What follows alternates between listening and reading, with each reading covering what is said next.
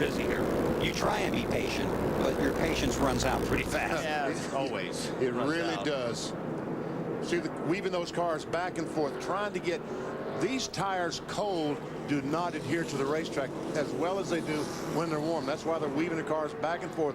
They're not going to get a lot of heat on them, but they might get enough to get some grip down in turn one. And it's tougher with the guys on the inside because, you know, if they lose grip, they're going to slide up into the guy on the outside. The guy on the outside's got a little room to slide, but these guys down on the bottom got to be real careful. And one of the keys here is getting your power to the track coming off the turns, right? Right. You need it, but you need the car to rotate or roll through the center so you can drive these cars straight off, you know, almost 3/4 of the way around the corner. You need to be pointed straight down the straightaway, and then you're going to get a good bite. You're going to get a lot of speed. The pace vehicle heads for pit road. Kevin Harvick in command of the field, waiting for the green flag. The NASCAR Busch Series is racing on TNT.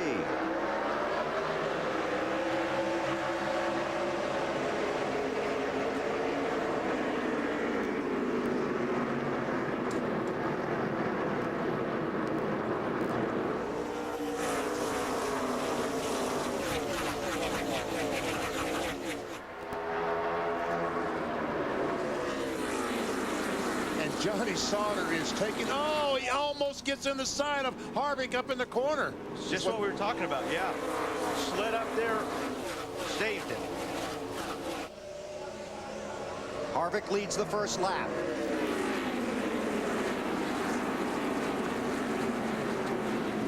And there's no better feeling at Loudon than being out front. With clean racetrack in front of you. Yes, it is, Bill.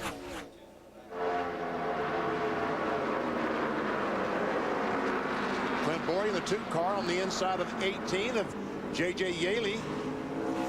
About the 6th position, and Sauter about to lose a spot to the 79 of Casey Kane. Kane on the inside.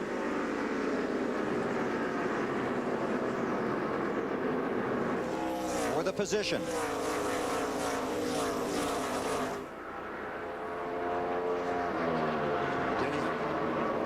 Trouble. Justin Labonte in 44 goes around. Oh, Casey Atwood in 6 gets into him. We see the 32 car of Jason Leffler also spun, and here's another. There's a white car, Curtis Davis in 0.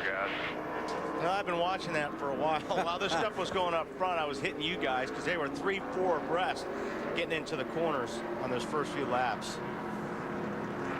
Take a look at it. Okay, here they come off the corner. Justin Labonte. Well, he got a little bit of help there. Yeah, there's no doubt he got some help by, I think that's Tim Fedewa in the white car. And you just can't see anything. Those guys in the back ran into that smoke, started running into each other because they couldn't see anything. And certainly in the race, so everybody was all bunched up. Yep. Yeah. So an early caution here at the New Hampshire International Speedway. Kevin Harvick continues to lead. You're watching NASCAR on TNT. Monday on TNT, an all-new episode. This weekend, it's not too late to join the adventure from executive producer Steven Spielberg and DreamWorks Television. Into the West this weekend. 3 chances to watch an all-new episode. See it tonight at 8 on TNT.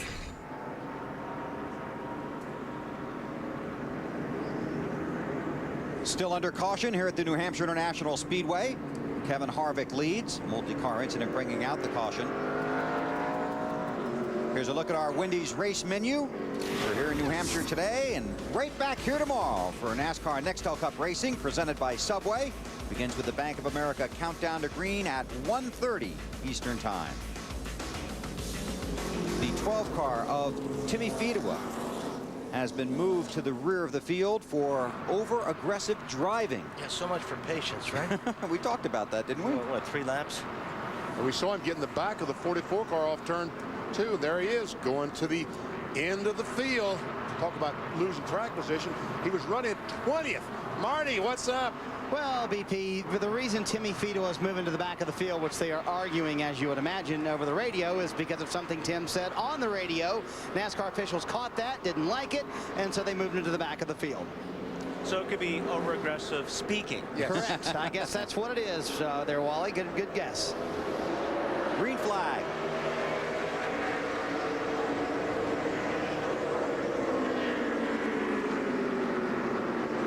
John Wood in 47 on the inside of Regan Smith in 58.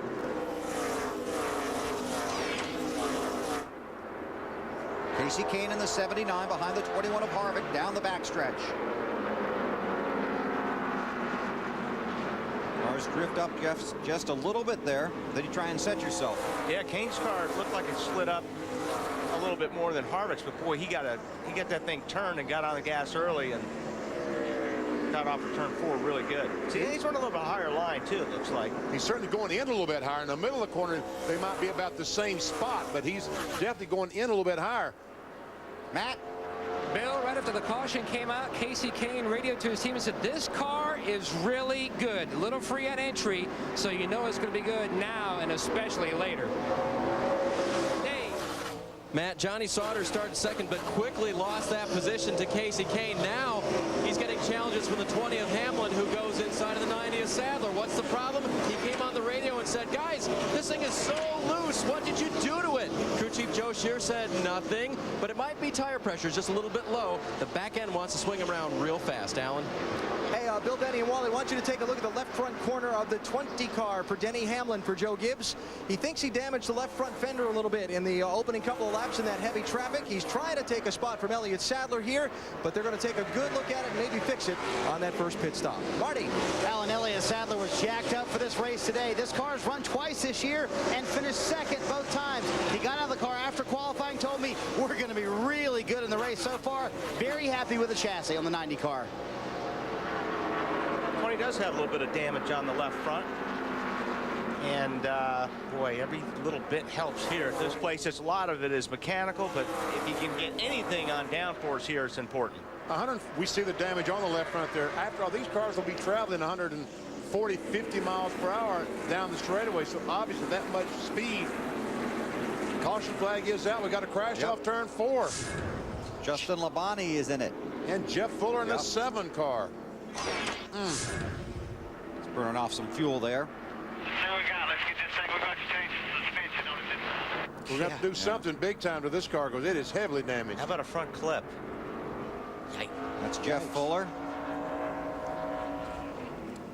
It looked like it's going to be a good day for the Coast Guard. The young lady sang the national anthem and it turned bad all of a sudden. Sure did. It's a tough start for Labonte.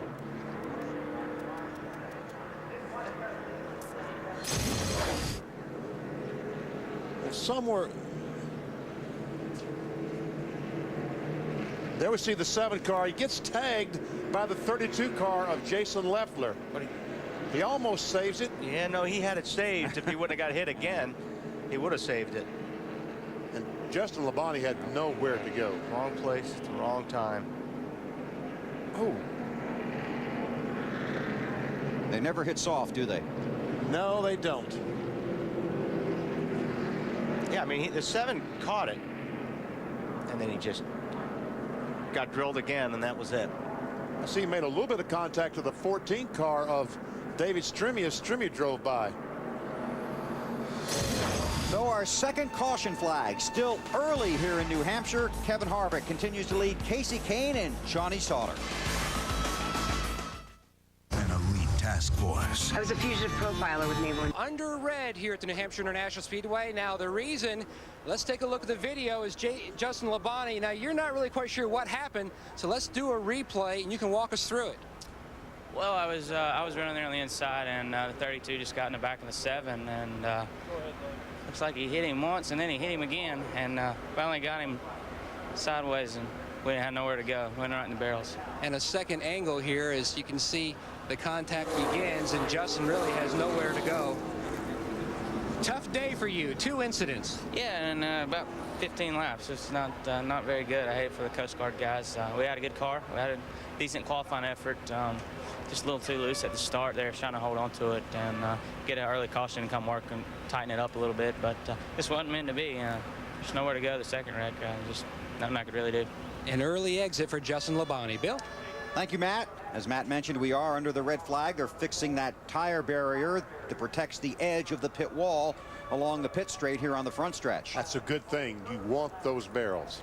So the field is parked on the back stretch while the starters stand has the red flag out here at New Hampshire. Take a look at the home 1-2-3 bubble drivers who will be in tomorrow's NASCAR Nextel Cup race here at Loudon. Log on to NASCAR.com for more information. These guys trying to work their way into the chase for the championship.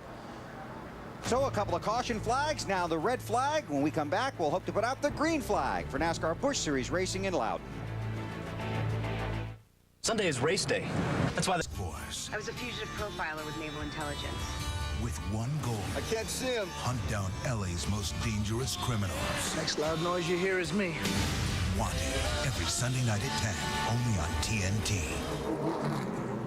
The engines have refired, and as you can see, the field rolling again under the caution flag here after a brief red flag at New Hampshire. Pick the winner of the NASCAR Nextel Cup Series, and you could win $250,000 and a tanker of Sunoco fuel.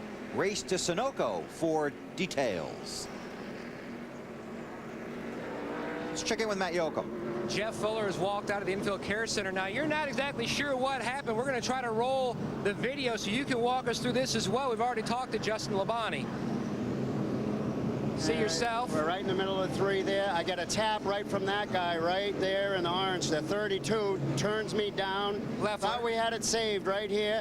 Thought we had it saved. Thought we had it saved. And then right there, I get another shot. So I don't know. Tough run at what you consider your home track. Yeah, I mean, they really wanted to run the whole race, and it's the car they expected to bring to Pikes Peak, and I don't think that they're going to be doing that. Good news is he's okay, guys. I would agree with that assessment by Jeff Fuller. Yeah. Looks like Stremme got hit on that. Yeah, that we need to go back and look at that too. But we can check in with some crew chiefs down on pit road.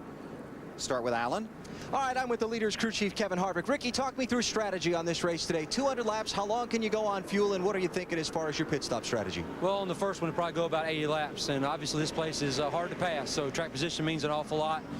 But so far, we've been able to have a good car off the start of the race, and let's see what happens here for a little while. We'll probably be pitting after about 35 or 40 laps. All right, Ricky Byers, Kevin Harvick's crew chief. Let's go to Dave. With Joe Shear right now, crew chief for Johnny Sauter. You told him that the pressures might be down. Is that all you think's wrong with that loose race car? Yeah, we're a little loose right now. We worked on a lot of long run stuff with old tires. I think we anticipated car being a little bit tighter than what it was. But anyways, I think air pressures are most of our adjustment. We'll work on that next time we come in. Marty? Todd Barrett, how's the 90 car so far? Well, right now things shattered in the right rear tire. Probably started with a little bit too much air in the right side tires, but we get our first pit stop. We'll get this City Financial Ford tuned up and hopefully take it to victory lane. You notice Todd's hat, Boston Red Sox, the general manager of Robert Yates Racing. He's a Yankees fan. They have their own little competition going on up here today. Weber, you don't have a dog in that fight, do you? Close Marty's mic. You're a Red Sox fan, right, Marty's Weber? mic. Close Marty's mic. Green flag is out at New Hampshire. Harvick in front.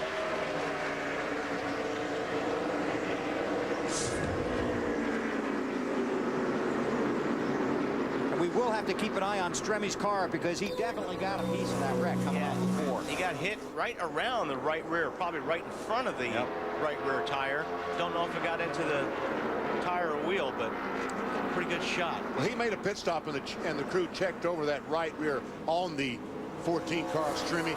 Here we see the 20 car of Hamlin dive underneath the 1 of Sauter. Looks like he's trying to take, could possibly, yeah, got the spot. Yep. And it really looks like Sauter is struggling. Yeah, and he's holding up some cars too. And right in the center, you can see that car getting loose. Tell you what, that was a great move on Paul Menard's part. That 11 car with the 90 was held up by the 1. And that 1 left rear tire looks low. I mean, they're all low, but his looks lower than everybody else's. Menard in the 11. Look at that tire. He goes down in the corner. Talking about the left rear on the 1. On the 1 car, Johnny Sauter. Mark Truex in the 8 car trying to get alongside of J.J. Yaley in 18.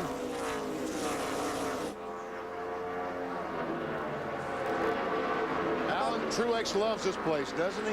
Oh, Benny, he considers this and Dover to be his home tracks. As we talked with him on our pre-race show, the places that helped get his career established to this level. He also told me he has a car he really feels like can win. With the practice Friday, the qualifying this morning, and then the impound until the race, he said his seventh starting position was very deceiving.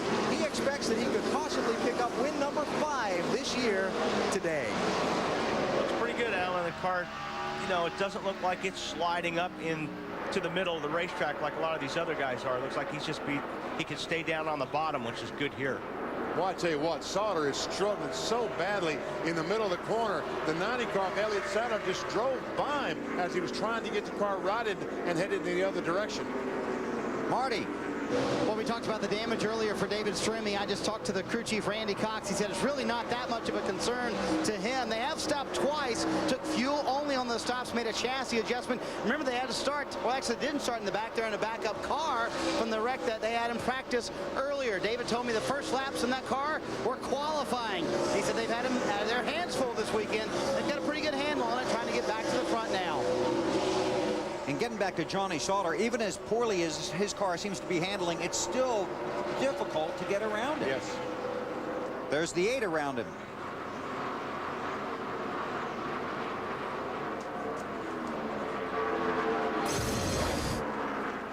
Now this is a moment ago. See the last car on your screen there.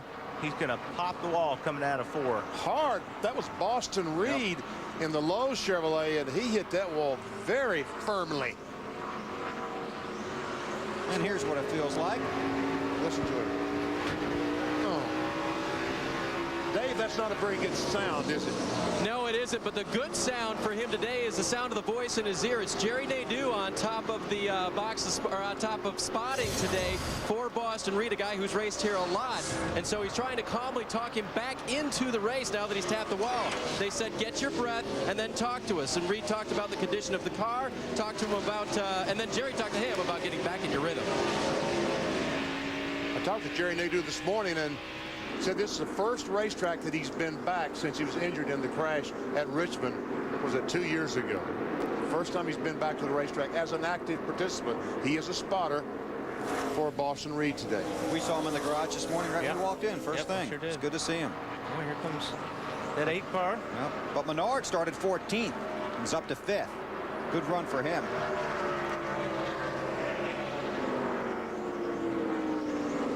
Alan, you got some more on the 11? Well, Paul Menard, if you remember, Bill, Benny, and Wally, this race 1 year ago was where he made his first drive for Dale Earnhardt Incorporated. And he kind of struggled coming from his background of sports car racing. Heck, he even raced on the ice back up in Wisconsin where he grew up, to NASCAR Busch Series racing on radial tires. But about 2 months ago, the light came on. His crew chief told me that... Got trouble? All right. I'll keep going then. His crew chief told me that things have really begun to come together, not only for the driver, Paul, but for the team. They're giving him better cars. Together, they're finding their way to the front. They expect to win and win soon with this young 24-year-old. Steve Grissom, he had this problem going down in turn 3 and was unable to get to the entrance to pit road as he came off turn 4 and had to make almost an entire lap with his right front tire flat. He's made a visit to the wall. As I said, that happened going in turn 3. Back up front, Harvick, the winner a week ago in the Busch Series race at Chicagoland. Elliott Sadler past the 20 of Denny Hamlin.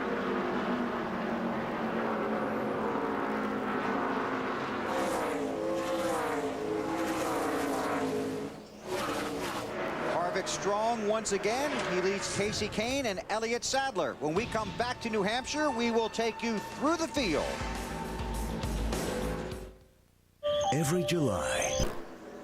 Don't miss the drama of golf on TNT. Coverage of the Open Championship from St. Andrews continues early tomorrow morning or very late tonight, depending on where you're watching. 6 a.m. Eastern, 3 a.m. Pacific. That's the drama of golf on TNT.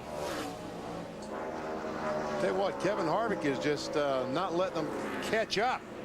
He pulled out to a 2nd and a quarter on Casey Kane. The last couple of laps, Elliott Sadler in the 3rd place in 90 car has shown to be the fastest car. All right, well, let's go through the field, starting with Kevin Harvick, and Alan Batts lead off. Kevin Harvick leading the entire distance so far. Kevin, with top 5 finishes his last 3 New Hampshire races, says after 3 or 4 laps, his car's really good. Matt? Texas winner Casey Kane's lost a little bit of ground. The leader, Kevin Harvick, now says the car, which was good earlier, is starting to chatter the right front right before he gets back in the gas. Marty? Matt, just a couple laps ago, Elliott Sadler radioed to the crew that the 90 car is starting to get loose into the corners, which means the back end's a little too happy, wants to come around on him, too tight in the center, which means he doesn't want to turn. But still, as BP said, they're the fastest car on the track, Alan. Well, Denny Hamlin started in 6th places, moved up to 4th. We talked earlier and reported on the left front fender damage that he got on those opening couple of laps. He's reporting that he doesn't have as much front end grip in the car as he would like, and they think a lot of that's due to that fender damage. They'll try and fix it on their first pit stop. I just talked with Martin Truex Jr.'s crew chief, Kevin Mannion. He said everything's fine. He's running good lap times. He's as fast as the leaders. We'll wait till our first pit stop, make a couple small adjustments, and we'll be good. Dave? Johnny Sauter's crew chief promised him the car would start to come in. It has. Matt Kenseth is challenging him, but Sauter did move back into 6th position, getting around Paul Menard. Matt? Matt Kenseth trying to become the first repeat NASCAR Busch Series winner here on the Magic Mile. Just moved up into the 7th position. The car is a little loose on entry, loose off, but it's starting to come around to him. Artie? Matt, Greg Biffle started 12th up to the 8th position. The car started out loose, but now it's coming back to him, getting better. Biffle has 1 Busch Series win this season coming in this car. Same story for the 2nd place man in the championship, driving the number 2 car, Clint Boyer. Took a while for that car to come in, very loose to start off with, skating all over the racetrack, but he's very happy with it now. Alan? Well, Paul Menard, we just talked about him a couple of minutes ago, started 14th, moved up close to the top 5. He slipped back now to the 10th position, reporting that from the center of the corner off, his car not turning as well as he needs it to be. That means he's not exiting the corners as fast as those he's trying to race with. Dave? J.J. Yaley started 10th, has lost 1 position. That car wants to spin out when it enters the corner. The 64 right behind him, Jamie McMurray. You might have heard us say last week that the 64 team was out of cars. Now that was for Jeremy Mayfield. This one fits Jamie, and it was ready to go for this week. And they are racing their way from 20th starting spot. Matt? 4th in the championship points is Carl Edwards in the 60 car, currently running 13th. Already talking about a brake bias adjustment that he's made. They're also talking about a track bar adjustment on their next stop. Carl says the car is starting to come around, but it's just not to his liking. Still a little loose, Marty. Matt, Jason Keller had a brand new car built for this racetrack. He was surprised when it got on the track yesterday. It was very fast, very happy with it so far. A little bit loose to start off with. The car gets better the longer he runs. David? Good run so far for Ryan Moore, the young rookie in his first ride now for the DEI team. Running 15th, he's picked up a few positions from his start. Marty? They had the 41 car of Reed Sorensen trying to make his way up through the field. He, like most other cars, had to play with it for a little bit loose to start the race off with, meaning the back end wanted to swing out, but the car is getting much better for Reed, 3rd place man in the championship. Dave? Ashton Lewis's car, another one of those cars that is not handling well, wants to spin out when it gets to the middle of the corner. They will try to adjust on that at their first opportunity. Matt? Reagan Smith had a great qualifying effort. Started 5th, trying to knock down a solid run, trying to build some consistency, taking over in the 58 car. Said this is going to be one of their better runs, loves the flat miles, and it's showing. Meanwhile, the 27, David Green, a former winner here, says the car is handling off as awesome. He's just mired back in traffic. Hardy. Matt, Randy LaJoie started 28th today, the former New Hampshire winner, having a pretty good go of it. Very happy with the car, chassis coming to him, getting a little bit better the longer he runs. It'd be fun to see LaJoie have a top 10 run today, Weber, wouldn't it? That would be a lot of fun, Marty. He's very entertaining, isn't he? Absolutely, Weber. Always entertaining. Tyler, much like you.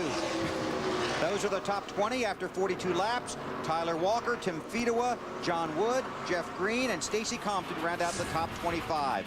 That man, Kevin Harvick, leading up front, followed by Kane, Sadler, Hamlin, and Truex Jr. Kevin Harvick leads here in New Hampshire, but Casey Kane has closed the distance, and part of that's because the 21 car of Harvick couldn't get around Brent Sherman. Having struggling trying to get by the car. I tell you, passing is such a struggle at these racetracks.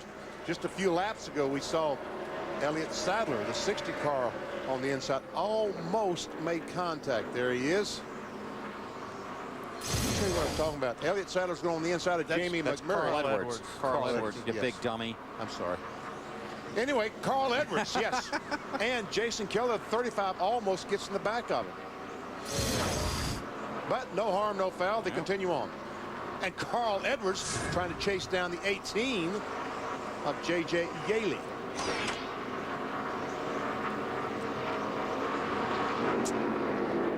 Harvick leads. Kane chasing.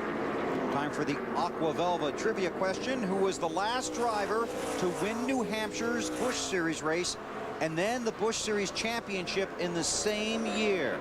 Caution on the track. I'll guess Martin Truex Jr. Marty, you got a quick guess?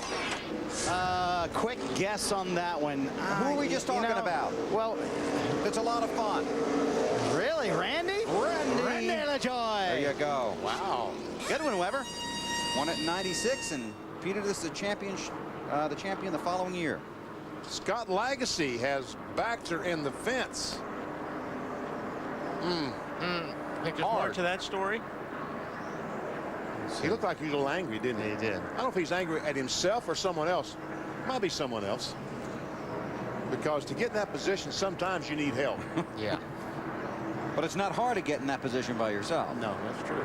Especially at this racetrack. We keep hearing the drivers talking about loose getting in. And loose getting in means the car is trying to spin out and do what Scott did. Brent Sherman is the lucky dog. So he will come around and get back on the lead lap. So Sherman fighting Harvick pays off. Paid off a little bit, that's right.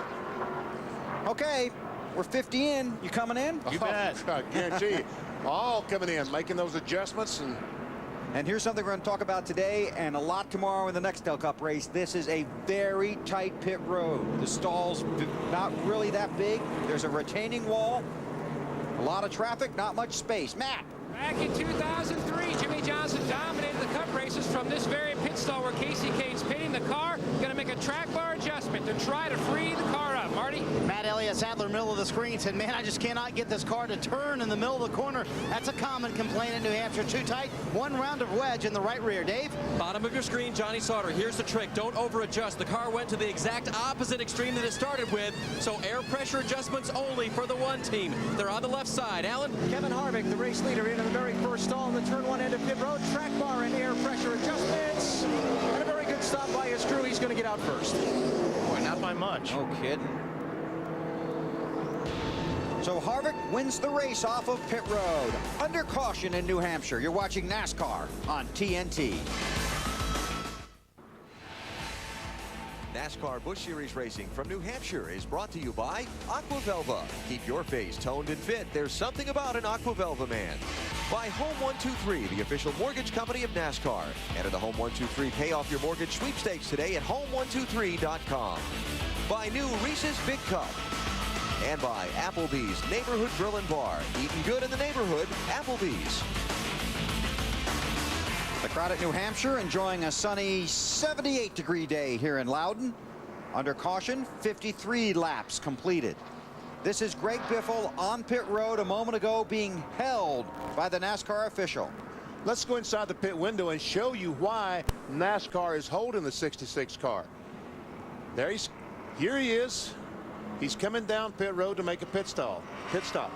And you'll see back on the left rear, we're going to that just in a second. We're going to look at that spot back there. If that rear tire is on or rearward off that white line, he's pitting out of the box. That's a one-lap penalty. Boy, that is just right there, too, isn't it? Yes, just very, very close. But Bill Weber talked about how tight these pit stalls are. He stopped as short as he could so he could get out, but unfortunately on the line. Marty? Let's chat with Newt Moore, who's doing his best job to politic. How close were you to that line, Newt? We were on the left side of it, and the official waited till we done had the car up, wheels off, before he decided that we made a mistake, which we didn't. But, you know, once they make it, it's done. So we'll get it back. We got Greg Biffle. We got a good pit crew. We got a good car. we'll get it back. Is this something you can recover from? Absolutely. It's only 50 laps in, 54. We got a good car. We are. All right, very good. And their complaint was they wanted the official to tell them that they were over the line before the work started, help them out a little bit rather than letting them do the work and then penalizing them. But the problem is the official is in the front of the car, not the rear of the car. Yeah, but look at their pit stall. They have one of the best pit stalls here at Loudon. You and I have been talking about this since this morning because he's got an easy in. So you try and stop short, he just stopped too short. Yeah, if we just stop it there. See, you want to come in like that and stop short so that when you get finished with it, you can just turn on the pit road. Obviously, he stopped a little bit too short and was on the white line. Brent Sherman gets the Ballpark Lucky Dog Award. He was the first car off the lead lap. So Brent gets his lap back. The Ballpark Lucky Dog Award. There you go. Attaboy Brent. And that was the car that was battling with Harvick. And that's what allowed Kane to close in under the green flag. So by Sherman working that hard, he gets himself back on the lead lap. Double file restart, 55 laps complete. Looks like Biffle's up third, car on the inside. There'll be a little anger in this drive for the next few laps, don't you think? I think so. Here we go. Green flag.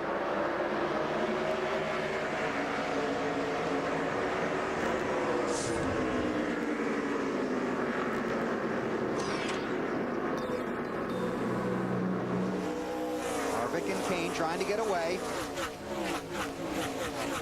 Truex Jr. third in that line. Well, that's a great pit stop for that 8-car's crew. Bart Truex' crew. Man, oh man, what'd you win about 5th? It came out 3rd. Maybe. Hey guys, take a good look at the grill of that 8 car. See if there's some damage there. That's what the team is concerned. They say he's damaged the grill and some of the traffic early in the race.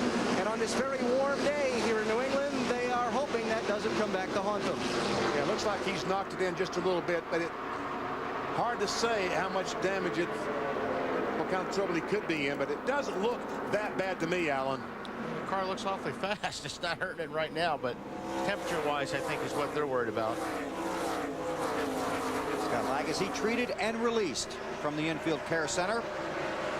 He brought out the most recent caution. Oh! That would be Greg Biffle, wouldn't it? Yes, it would in the 66 car.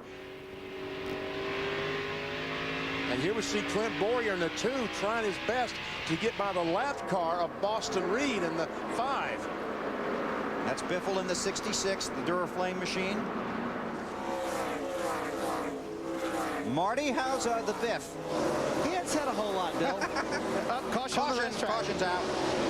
John Wood is in the 47 car. He's made heavy contact with the outside retaining wall, and Randy LaJoy in the 34 car is right in front of him. Also some heavy damage. Wow, you're not kidding.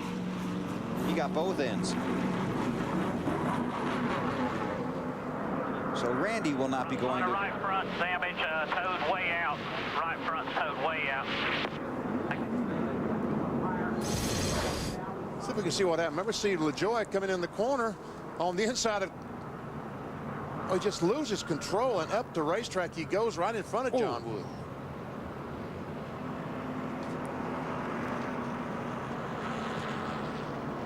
That is a hard hit. Yes, it was. What do you think? What do you reckon? The brakes just locked up the rear brake or something? Very strange deal. Wow. I don't know what that was. We missed all that. Yeah, that was a different wreck. No kidding. That was on board with Ashton Lewis. So LaJoy on pit road. Harvick leads. Wacky stuff in New Hampshire. That frustrated John Wood has brought the number 47 car back to the Busch Series garage. What happened in the wreck, John? Well, I mean, we had no business being back there in the first place. It's a shame for Clorox the way we've been handling these races. We've had such really good cars and done nothing with it. It looked like LaJoy just lost it and wrecked. I can't wait to see if he blames this one on me too. I don't think he'll blame this one on you, John. I'm glad to see you're okay. This is a heavily damaged race car. I do not think they will be back out on the racetrack anytime soon, Bill. Thanks, Marty. Dave Blaney, the lucky dog. Kevin Harvick, the race leader, and the green flag is out. Green flag, green flag. This time Casey Kane didn't clear the cars a lap down, and that gives Harvick a little bit of breathing room, not much. It's Greg Biffle in the 66. A pit road penalty took him off the lead lap, and he is working hard to get it back. Falls in behind Truex Jr. Now Biffle is the first car 1 lap down, so that should the caution flag come out, which it probably will pretty soon, but in the next few laps he would be the recipient of the lucky dog, be back on the lead lap. But it might be fun to watch Biffle try and pass Harvick to get that lap back, don't you think? Well, he was up beside of him on the restart, and he's fallen back to about 5th or 6th spot, so at this point Biffle doesn't have the car to race with the 21 of Kevin Harvick. Okay, we'll watch this and go back to Marty in the garage. Bill, Randy LaJoie has limped his car back to the garage area. Your take on that accident? I shouldn't have been back there. I messed up in the pits, missed our pit stall. I had a car that I wanted to follow in, but it was the wrong car. So it cost me to go back out. And you got to drive these cars so loose on the beginning of these runs. You got to get a lot of give and take out there. And I got a little loose coming off of 2, and I kind of got pushed down to the apron, if there is an apron, going into 3, and the car just freed up, and I chased it and collected a couple guys. I hated it. The Dollar General car was running, you know, after have about 10 laps in the air come up. It was a good race car, and I proceeded to tear it up. Thanks, see you in Pikes Peak. I'll be there. 2-time series champion Randy LaJoie. That's what you were talking about. Oh, man. Clint Boyer got a pretty good bite off that corner and got in the back of Denny Hamlin in the 20 car. Just a little bit. These cars, if you're off just a little bit, it's going to feel like that rear end wants to snap around on you all day. Well, like Randy says, I mean, to get the cars to turn here, you've got to try to run the car loose. And it's tough. It's a tough place to get happy with the race car. I'm surprised how well the outside of the racetrack is working today. They're getting a good grip. We see these guys get on the inside. They've got position on them, but coming off the corner, they can't get that momentum to pass down the straightaway. The outside line comes off the corner strong. Guys in the Cup garage paying attention to that? I'm sure they are. Denny Hamlin in the 20, Menard in the 11 right behind him. Harvick continues to lead. Those guys are 6th and 7th. Hamlin is 6th, Menard is 7th. Clint Boyer in a 2 car. Matt Kenseth in that green 17. How about Hamlin, Alan? Yeah, Bill, remember we reported earlier that he had damaged that left front fender. Well, the crew thinks they fixed that on the last pit stop. Also made an air pressure adjustment in the left front to get the car to turn better in the corners, and put on a set of scuff tires, some tires that have been out, run a few laps in practice, and brought back in and taken off the car. So Hamlin having a very solid run. His best career finish in the NASCAR Busch Series so far was a 6th place at Milwaukee a month ago. He might be able to top that today. Matt Kenseth, the 17 car, up to 5th. He says the car is just starting really loose on the run, but he says that will be good for later, because as the track begins to tighten up over the course of the run, the car will just get better and better. Thanks, Matt. Biffle's car is not as good as it looked to be earlier. No, it's not a very good race car right now. They need to make some adjustments on his car, but he still would be the recipient of the lucky dog if the caution flag should come out. All he's got to do is stay ahead of Boston Reed, who's in the 5 car, and he's got a lot of track position on him right now.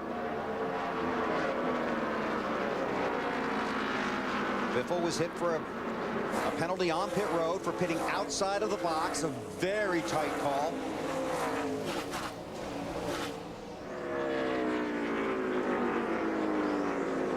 And now anxious to get back on the lead lap, but as Benny pointed out, could benefit from the lucky dog. Kevin Harvick in that Reese's machine leads. 71 laps are complete of 200 here at New Hampshire. 77 laps are complete in New Hampshire, and Kevin Harvick in that machine has led every one of them. He's pretty stout today. Started on the pole and led them all. Doesn't get much better than that, does it? No. But we doesn't. Let's go back in the field a little bit and see if we can't find Kenny Wallace. He lost an engine on his qualifying lap, so on the starting grid he was 42nd, had to go to the back of the field, which is only one spot, 43rd because of the engine change by rule, up to 21st. Yeah. Yep, he had to, and he earned it. Passed a lot of cars. Here's riding on board with them, and you can see he's in heavy traffic right now.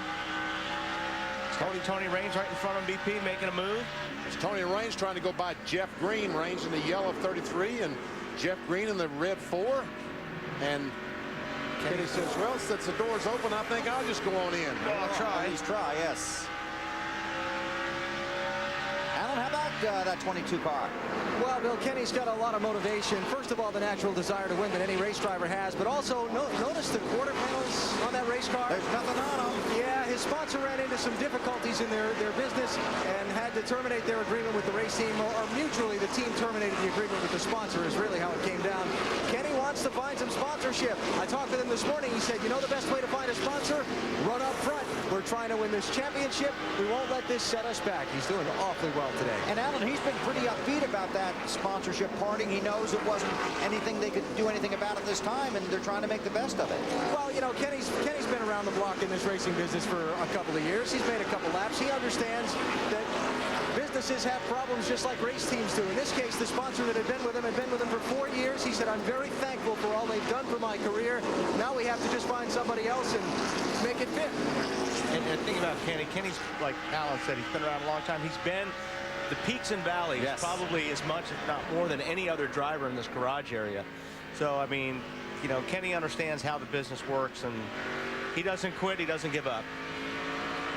Just in front of him, the 33 car, Dave. And that's Tony Raines. He was 29th on the lap 57 restart, worked his way all the way up to 19th. On that last stop, his car would push toward the wall in the middle of the corner, so they made a chassis and an air pressure adjustment. Plus, they slammed one of those spring rubbers into the right rear spring. That'll make the car turn a little bit better. It's not easy to do. Harvick continues to lead. Second and a half on the second place car of Casey Kane. Matt, what do you think? Can Kane run him down? BP, he's certainly trying. Says the car is still chattering the right front on entry and a little on exit, but the bigger concern for the team, since the drop of the green, they have been experiencing some kind of radio problem. One of the crew members' radios keys open. Now Casey can still hear his spotter, but as we've got a caution for debris on the backstretch, but Wally, it is distracting for the driver. Yeah, there's no question if the mic is keyed open all the time. I mean, I would shut the radio off. It's very, very distracting when you're trying to concentrate driving a race car and you're hearing that all the time. That is no good. So the caution is out for debris, and guess who the lucky dog is? That guy. Yep, Greg Biffle. Had the pit road penalty, got knocked off the lead lap. Held on to that spot. He's the first car off of the lead lap, so he is the lucky dog. He will get to come around and be on the lead lap. So, Marty, how about strategy here? I don't know, Weber, what do you think? I mean, I think you stay out here. You know, you've got to save these last two sets for later in the race. So I think Elliott Sadler's team, the team in my area, third right now, they will most likely stay out. That's the debate right now, but I would stay out. What do you think, BP and Wally? I think you're right. I think if you're up front, for sure you stay out. If you're in the back or the middle, you know, gamble it. Matt, about Kane? Well, talking over pit strategy down here in the 79 pit at Casey Kane, they're saying they can't make it, obviously, to the end. So why give up track position? Get yourself in a bad position and make what right now is a great day into a bad day. I mean, they've got to make one more stop. Right. So they might as well wait till they can get it within their window of making the rest of the way and then make that stop. So the question, I'm sorry, go ahead. They can probably run to 150 laps. So the question is, who's going to be the first guy to pit and who's going to follow him after that? Well, some guys back in the middle of the pack that are having handling problems, some kind of mechanical problems, they'll come in. Greg Biffle will certainly come in and make a pit stop. Don't you think, Alan? Oh, man, a long debate on the radio for Kevin Harvick, the race leader, BP. That whole thing you guys were just talking about, track position versus tires to the finish. Ricky Byers just made the call a second ago. Stay out, Kevin, stay out, and then gave him his reasoning about needing to pit one more time. Dave? The one car of Johnny Sauter said, guys, we are a wreck waiting to happen. That's why they want to pit so badly. So Johnny's going to bring it down pit road. They're going to stick 2 wrenches through the back window. It's going to be a track bar and wedge adjustment. Johnny's car just not handling the way it did yesterday. In fact, he said, Joe, why don't we go back to the way we had it yesterday? Because that was a great setup, and we qualified second today, Alan. Well, Martin Truex Jr. is going to give up his track position to come down pit road because he's having a lot of trouble getting his car to turn in the corners. So they made the decision to come in, make an air pressure adjustment on the car, get a fresh set of tires, and try and make up some track position later by not spending as much time on pit road on the next pit stop. Dave? Jamie McMurray on and off of pit road. Now no rear grip. The car wants to spin out. It's so loose, so they drop the track bar on that 64 car. Under caution here in New Hampshire. Come back for more of the New England 200 in a moment.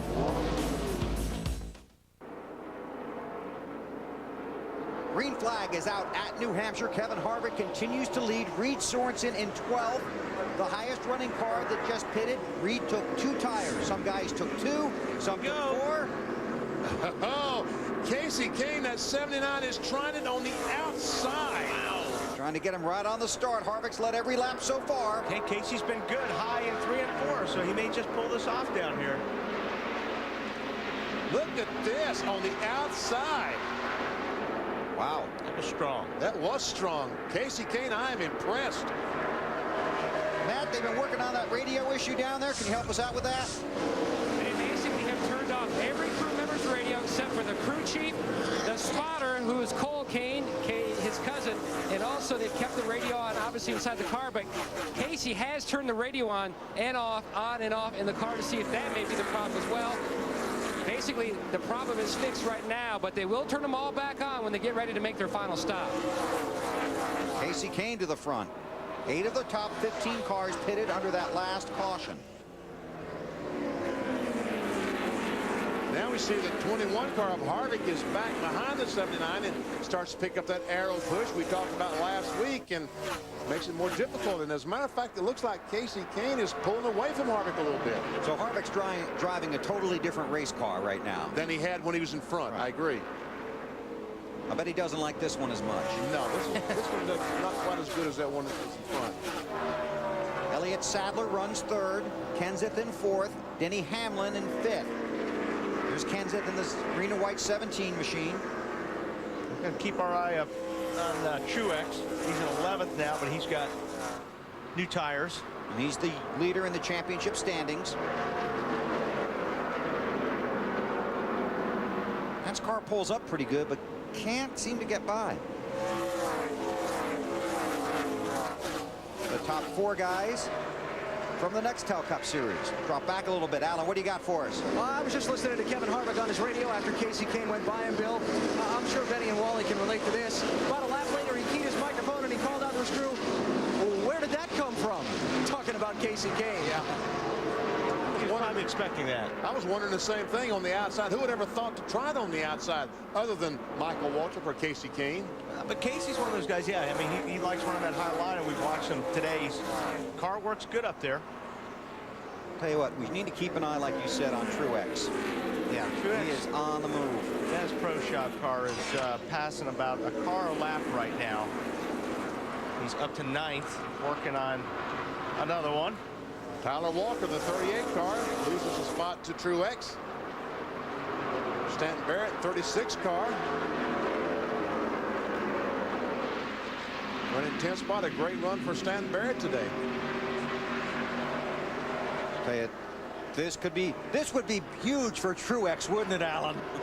Yeah, it would be huge. This track, as he was coming up in his career, was like Daytona for the NASCAR Busch North Series drivers, Bill. I just talked to his crew chief, Kevin Mannion. I said, what you thinking on pitting when some of the others in front of you didn't? He said, we're already back up to 8th. We were going to be running 6th within a couple laps the way things were going anyway. We haven't lost anything, and we did what we needed to do to try and win. You know, like exactly. I mean, their car, they weren't happy with their car, so they took advantage to come in, put tires on it, make some adjustments. The fastest cars on the track here, still got 105 to go. Good move. Truex restarted 13th, up to 8th, and that's a fantastic explanation by Alan of what this New Hampshire track means, not only to the fans here, but certainly to the racers up here. This is their Daytona. Well, Stanton Barrett there. That's Sir going by Tyler Walker, trying to on the outside. As Kenny Wallace watches. He's going to go ahead and follow Stanton if he can pull it off. Wallace in 11th. And Stanton Barrett does pull it off. Good job. Good run. Again, different teams using different strategies here. Reed Sorensen, the 41 car, I know on his stop just changed right side tires, trying to get a little more track position. Hasn't worked really well for him though. Restarted 11th, has fallen to 12th.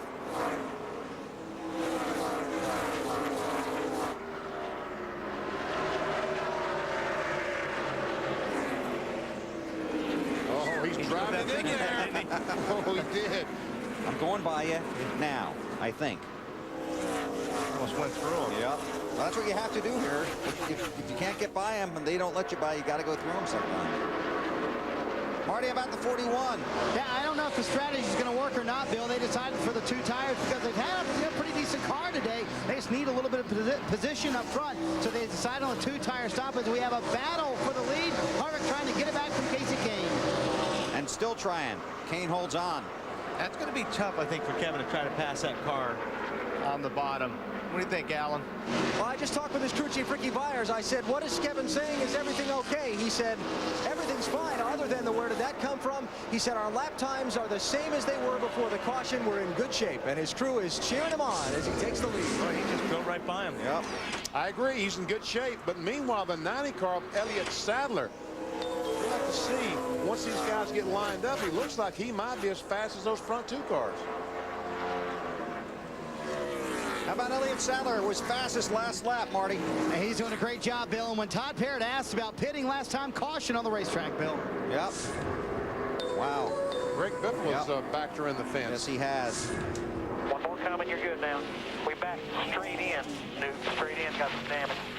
Spoilers pushed down. Biffle, 9th in the standings in the NASCAR Busch Series. This will hurt that. Of course, his focus, the Nextel Cup, but this will be a disappointment. This car's really going to be hard to handle because he's got the deck lid pushed up to where nowhere at all goes on the rear spoiler. Yeah. Of course, the deck lid's a spoiler now. I was going to say, he's got a lot of spoiler right now. You can fix it. Let's take a look at it. How about the bottom of the screen here? Nice. Already wrecking right there. Yeah, down on the very car. bottom. Wow. I think he turned. It looked like he was turning under the 4 car to try to keep off of him. And that's a nice thing to do, but that's usually what happens. Yeah. Well, here come the guys that didn't pit last time. But they some of them, not all of them. But they can probably make it the rest of the way. Right. We are at 100. All right, we see the 79 car, Casey Kane, completing his tire stop. That's Boyer on the bottom and Harvick on top of the 21. Boyer completes his stop. Kane on the move down pit road. See if Harvick can beat the field off of pit road. He won't. Truex comes out in front. Stanton Barrett looks like is next, and then comes Harvick, Casey Kane, Denny Hamlin. Truex take fuel only, probably? I would imagine. Yeah. We'll check on pit road, and we'll sort this field out for you. Elliott Sadler is scored as the race leader. Want to drive in the NASCAR Busch Series? It can be pretty tough. You're watching NASCAR on TNT.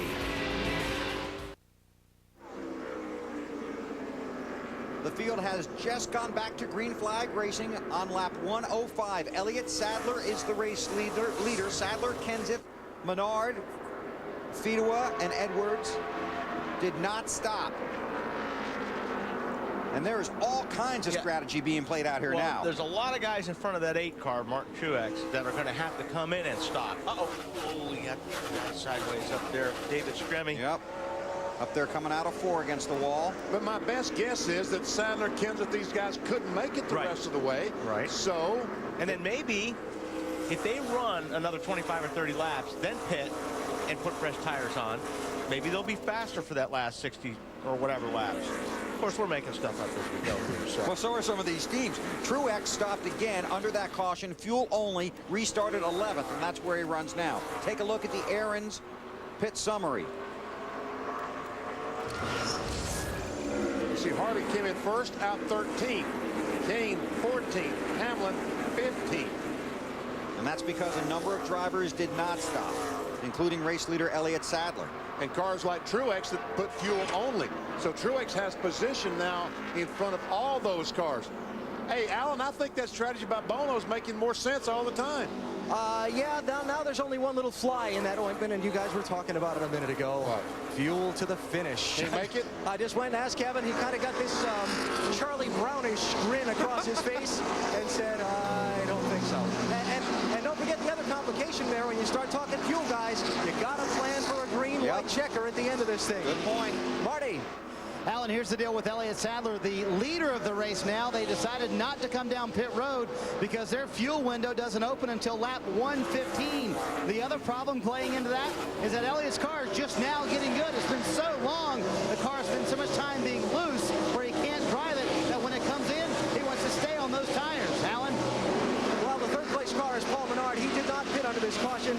His crew chief Dan Stillman saying they only had 12 laps on their tires. Let's take some track position. We think everybody else is going to have to pit before this race is over, and maybe we've gained something on them. Behind Menard is Timmy Fedua, then Carl Edwards, Johnny Sauter, and how about Ryan Moore running 7th in that 81 car? Terrific run for the young man. A DEI development driver, son of Kelly Moore, who has been running in the Northeast for so many years. Dave, how about Ryan Moore? I agree with you. This is a great run for him. He said it was great to be at a track that he knows something about. He actually had his first win of the year in the NASCAR Busch North Series last week at Lake Erie, so he came in with confidence about his driving ability, and he came in with confidence about this place, and he's got the 15 Cup crew pitting his car. So what more does he need? That 8 car to go away. There you go. Probably a little luck. But how about the laps he's getting? You know, that's when I talked to Ryan this morning, and that's exactly what he needs: seat time. He needs to get out and compete with these guys and find out just what it takes to compete at the NASCAR Busch Series level. Was he excited? Oh, man. How do you think he feels now? Very, very excited. He's following Martin Truex. He's right on the back bumper of the 8 car. Last year's Busch Series champion. His teammate at DEI. And that's Carl Edwards in the 60 car trying to get by Fedua for the 4th position. And it does. Fedua's had an eventful day. Oh, he has he ever. Would you call his penalty aggressive speaking? Yes. Can't do that. Big Brother's always listening. Yeah, oh, man.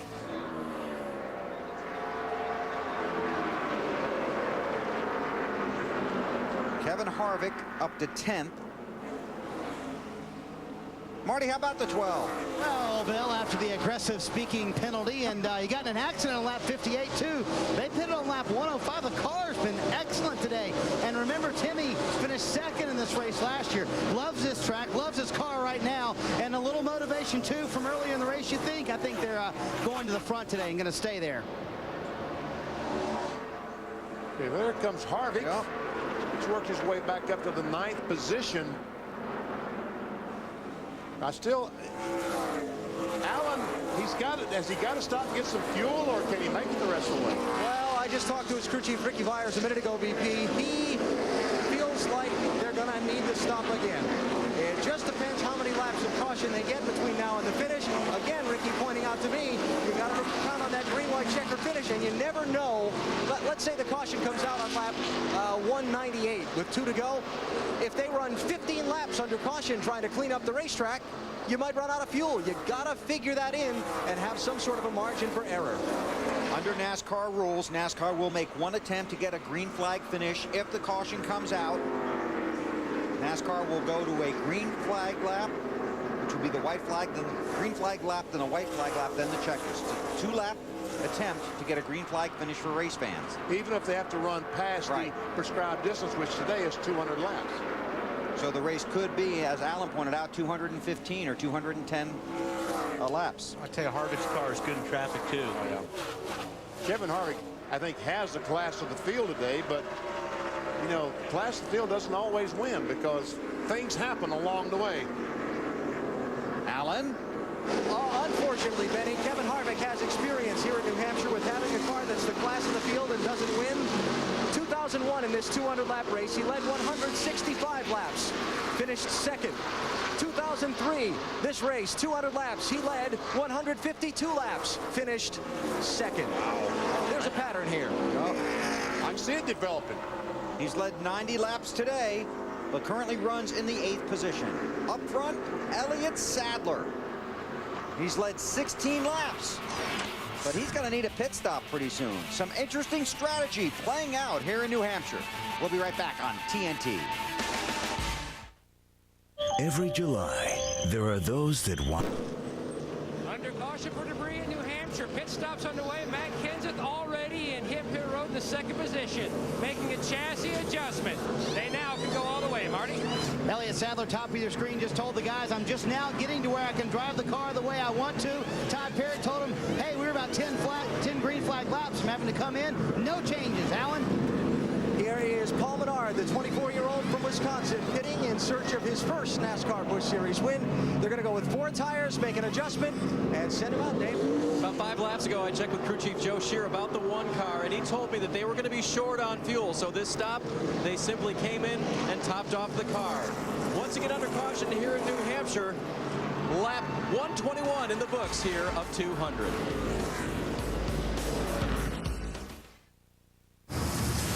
Coming to get the green this time by Elliott Sadler, a long pit stop. They had a lug nut issue on the right front, and this is his crew chief, Todd Parrott, and his reaction to the poor stop. It's that or he just got the Red Sox score, and it wasn't good. I'm not sure exactly which. He was not happy. No. Real good, buddy. Real good. Sticking up. Top, the first 7 guys didn't pit. Denny Hamlin is the race leader, followed by Jamie McMurray and J.J. Yaley. And this is going to be a blast. I'm not too sure why these top 7 cars did not pit. I'm a little confused as to why not. Dale Quarterly was the lucky dog. Alan, you got any idea why Hamlin did not pit? Well, I'll tell you why, BP. First of all, he's got great track position. Second of all, as crew chief Carly Barraclough says, if we get 4 more laps of caution, we're going to be good to go to the finish and a green-white checker on fuel. He said this race is starting to look a lot like last year. Remember last year, Matt Kenseth stayed out late, led the last 50 and change laps, and won this race. Dave? I checked with crew chief for the 64. That's Blake Bainbridge, and he said, you know what? We've got great track position. Where'd you hear that before? He also said with those caution laps, we now can make it to the end on our fuel. They took 2 tires on the lap 98 caution on the right side and made an adjustment because the car was still a little bit tight. Matt? Losey told me they're still a few laps shy. They're just hoping for some caution flag laps, but they've now got track position. They have fought overheating issues, cosmetic damage to the race car. They have made so many stops on pit road today. Now they're just hoping to capitalize on track position. Did we mention that track position was really important? It's important here. I've heard that. Yeah, I think you were telling me that at dinner last night, weren't you? It's Jason Leffler in the 32 car. Probably we were just talking about. He's 4th. Oh, he got spin over in turn. Boston Reed has looped it, and caution. Gonna have some right side damage, right nose and right side. Yeah, got a little damage to the right side. You need a big hammer. No clap, the nose crushed in. You're gonna have to pull the nose out. There he is, right there. Just got loose. Just lost it. Just lost control and went up and just grazed the wall with the right front. Right along here. Might make you dizzy. On board with the Lowe's onboard camera.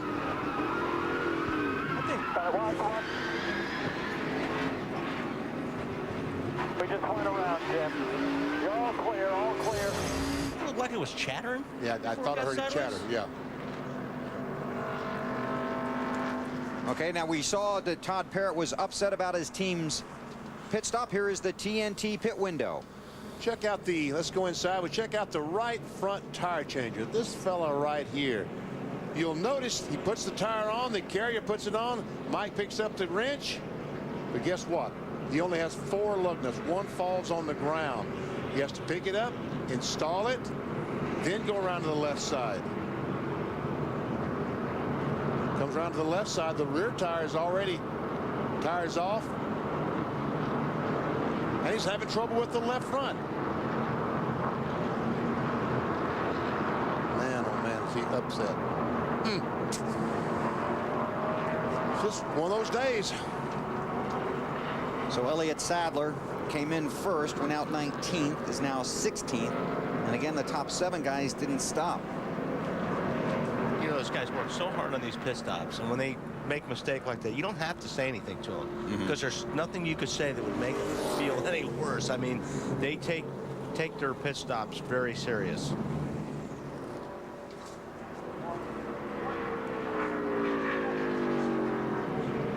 All right. 1 to go. 129 laps complete. And these guys that were gambling on fuel, these caution laps, they really play into that strategy because you obviously don't use as much fuel running 50 miles per hour as you do at 150 miles per hour.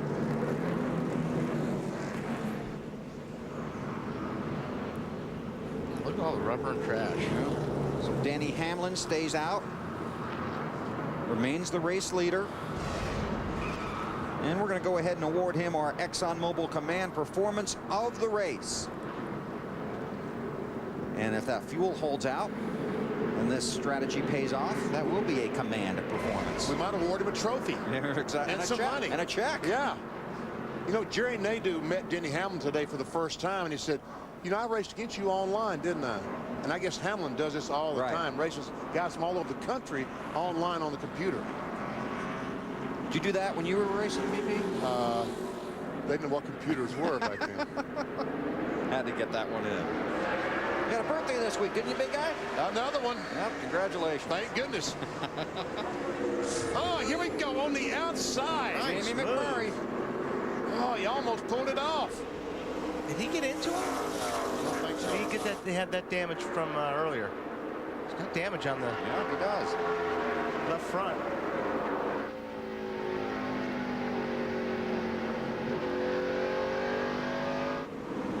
We were told that damage is from earlier.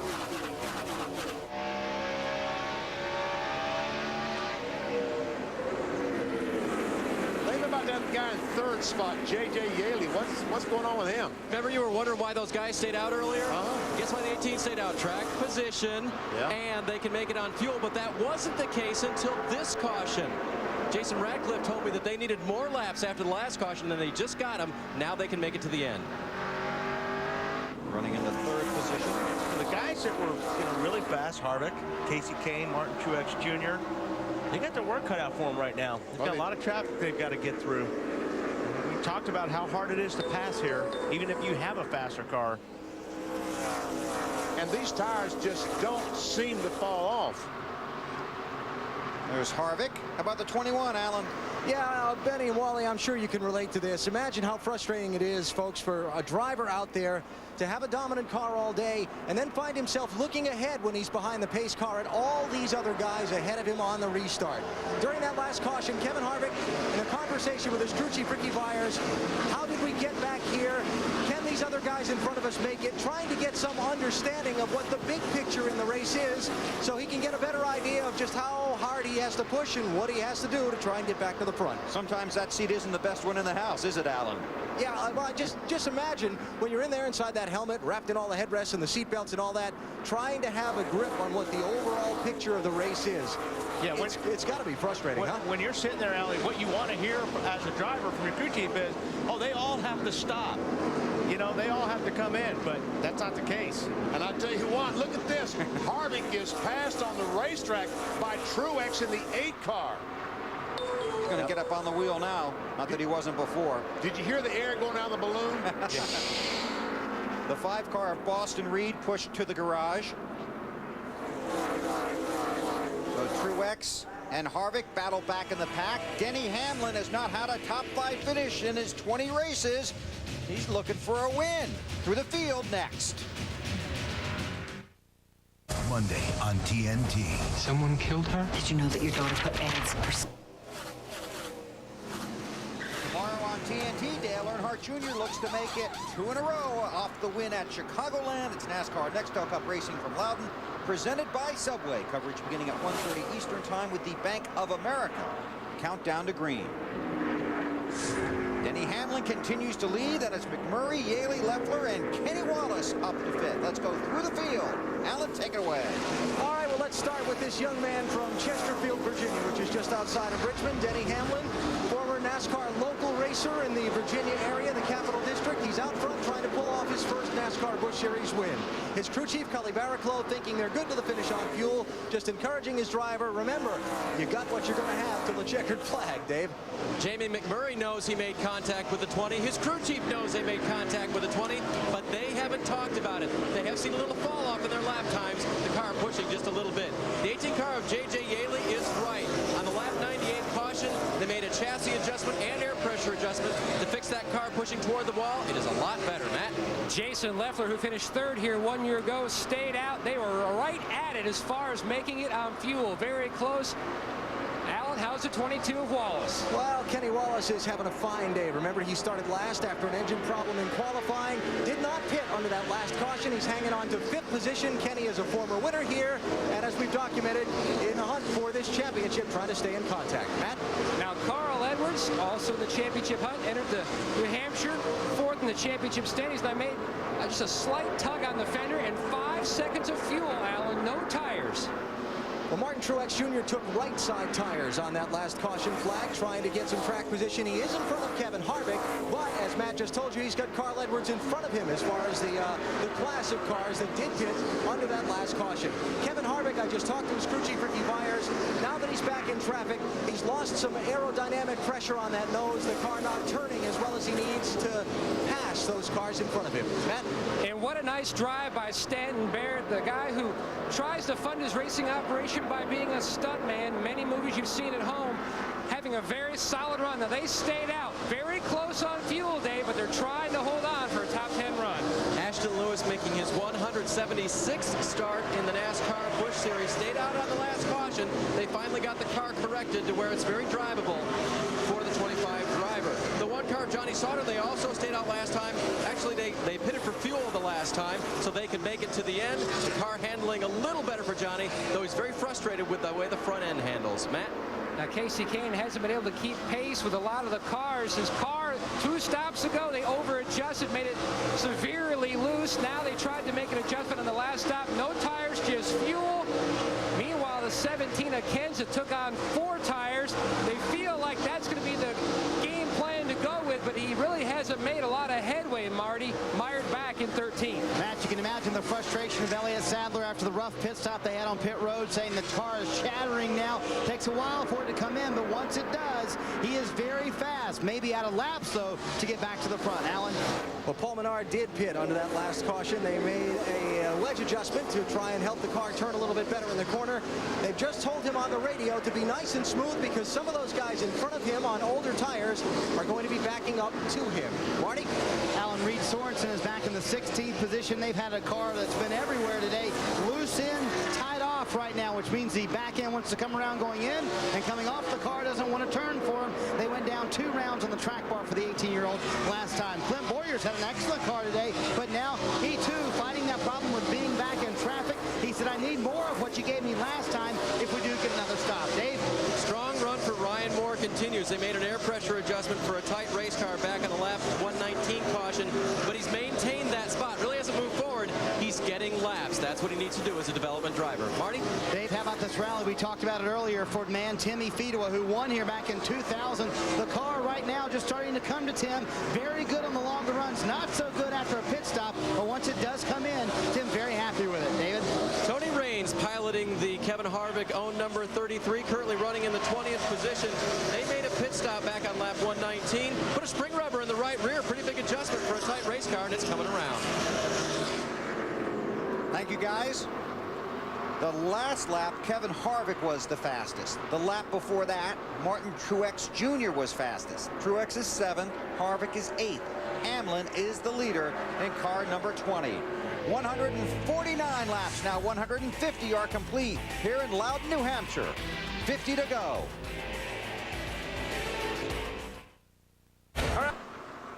Want to take just a second for today's Just for Men hair color rejuvenating moment of the race. This is Denny Hamlin on lap 121. He's coming to pit road. He's coming to pit road. You did right. Stay out. They were talking about it the whole time, weren't they? They couldn't make up their mind whether they wanted to pit or not. And just as he got to enter the pit road, he veered back on the racetrack. And that move has Denny Hamlin out front here with 155 of 200 laps complete. J.J. Yaley in second, fastest the last lap. Joe Gibbs Racing having a pretty good day, currently running first and second.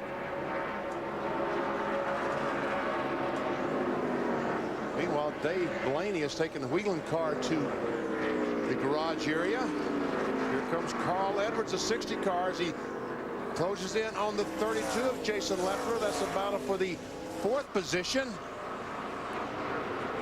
Kevin Harvick is right behind these guys. Yeah, and catching them. Harvick and Truex catching this front group.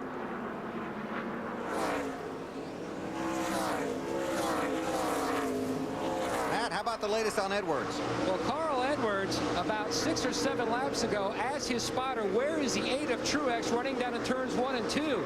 His spotter said that the 8 is glued to the bottom in those turns, and that's where they feel like Martin is making up time on the 60. So the 60 thought he'll try the bottom as well as he works all over the back of the 32 of Leffler.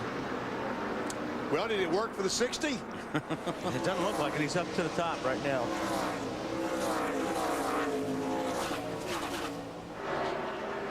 I think he's looking for. He's looking for anything right now he can get around that car. You got more, Matt? Well, but that was down in 3 and 4. I mentioned down in turns 1 and 2 in the lap before. And he tries a little higher line around the 32 of Leffler. He was trying to work the bottom, the very bottom, down by the line. I'll tell you one thing. Jason Leffler definitely has a mirror in that car.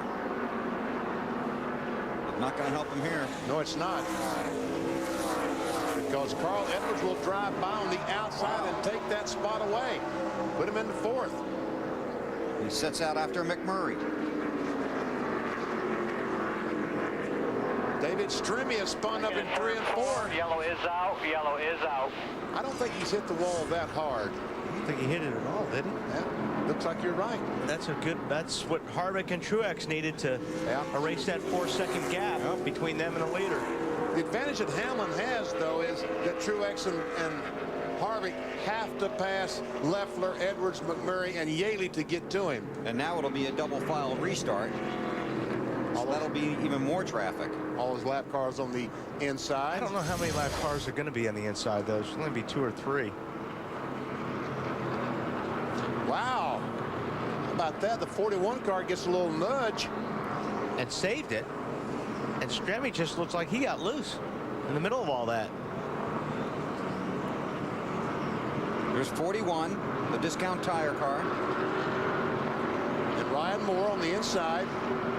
Moore takes a spot away, and Jeff Green in the 4th gets in the left rear. And I'm sure that the spotter up in the roof said, trouble in front of you. And when the 25 backed off, Strimmy almost ran the back of him and spun trying to avoid the 25 of Ashton Lewis. Pit road is open. See if anybody has any interest. At this point, surely there's not going to be any takers. Well, here, oh no, a fake. Wow. Almost waited too long. So the leaders stay out. 40 to go at New Hampshire. All sections, hostile tracking inbound. Why? Because he is up front, and everybody right now wants to be Denny Hamlin or get by him. And you think, Wally, there are some guys back here in 6th and 7th that are going to be able to do that? I do. I think Harvick and Truex right now are awfully fast, and I think they're gonna get their way to the front one way or another. Maybe ugly, but I think they'll be there. First 13 cars did not pit. The 1 car did. Johnny Sauter wasn't happy with his tires. So he'll have to restart 23rd. So he lost basically 10 positions by doing that. And with 36 laps to go. Dave, with 36 laps to go, how far forward does he expect to go? Well, he wasn't happy with his tires because they were old. Well, they had a new set here on pit wall. That's why they took him, and he wasn't happy with the handling of the car. Boy, Denny Hamlin got a terrific restart in that 20 car. And you had a good point, Wally. It was a single file restart. Yeah, there were some guys that are a few laps down, but they don't run up there. Contact between the 64 and 18, and J.J. Yaley's losing 1, 2, and here comes Harvick. Oh, it's going to get tight down there. Oh, man, and they're trying to wreck. You said it might be ugly. It might be. It's going to be ugly. Edwards under the car of McMurray. Oh, caution is out. Moore, Ryan Moore. Too bad. Is that big damage on the rear of that car? And the black flag was out too.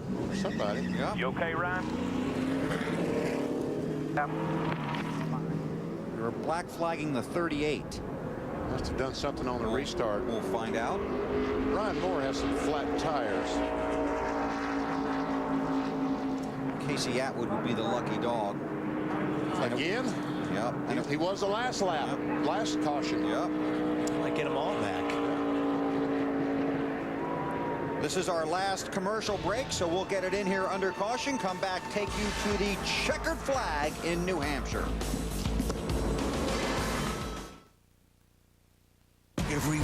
Still under caution for Ryan Moore's crash. Take a look. 81 car on the right-hand side of the screen. He's on the inside of Tim Fedewa. Now he's on the inside of Casey Kane. And Tim Fedewa's didn't like that move, so he's going to turn him off turn 4. Wow. So Ryan Moore out of the race. Going to go back to the hauler and watch the end of it on TV. Just wait a minute. They didn't give me the key. Oh, man. Somebody will be here in a minute with the key. Wait till Mom gets home. Boy. Frustrated. Wanted to finish, didn't he, VP? Yes, he did. He wanted to run all the laps. He is so disappointed. So Denny Hamlin continues to lead. Pace vehicle heads for pit road. Hamlin, Edwards, McMurray, Yaley, and Leffler. And watch this charge into turn 1. Green flag's out. Here we go.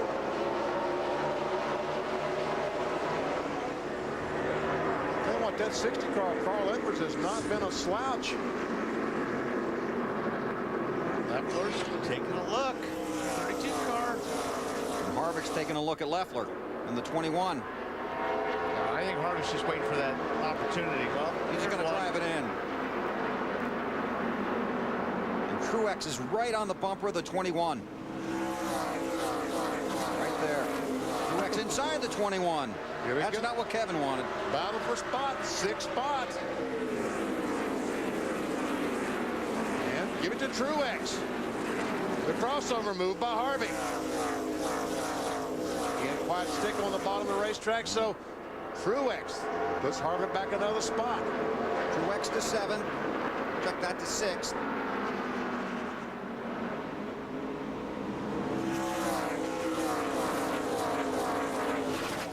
How about that 8, Rod Allen? Well, unfortunately for Martin Truex, his comments on the handling of his car are that it's got a very bad push. That's the term the drivers use when the front end doesn't want to turn in the corner as well as they needed to. He can't get back in the gas quick enough. How this thing's going to have to work, guys, for Truex to win. Pass one, get a caution. Pass one, get a caution. You know how that goes up there, Bill. Yeah, he might get one here too, Alan. Yeah. I'll tell you, it's the pack about running back 10th and 11th behind that lead bunch right there. That's we got really our mixing yellow. up. Yep. Oh, look out. Wow. Oh, man. Brent Sherman just...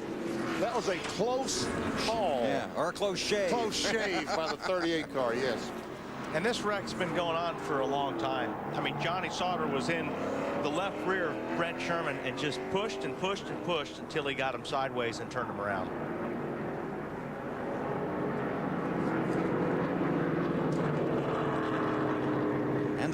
And the lucky dog would be Casey Atwood, I would guess. And that would put him back on the lead lap. He was 3 down. Not anymore. And now he's back on the lead lap.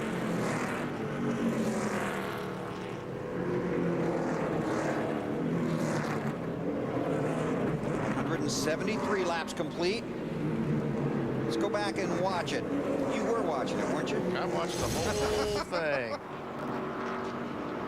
Well, I have fresh tires. I'm coming by. We're through. Whichever. And then watch that. Oh, wow. That was close. That was. There's a great shot.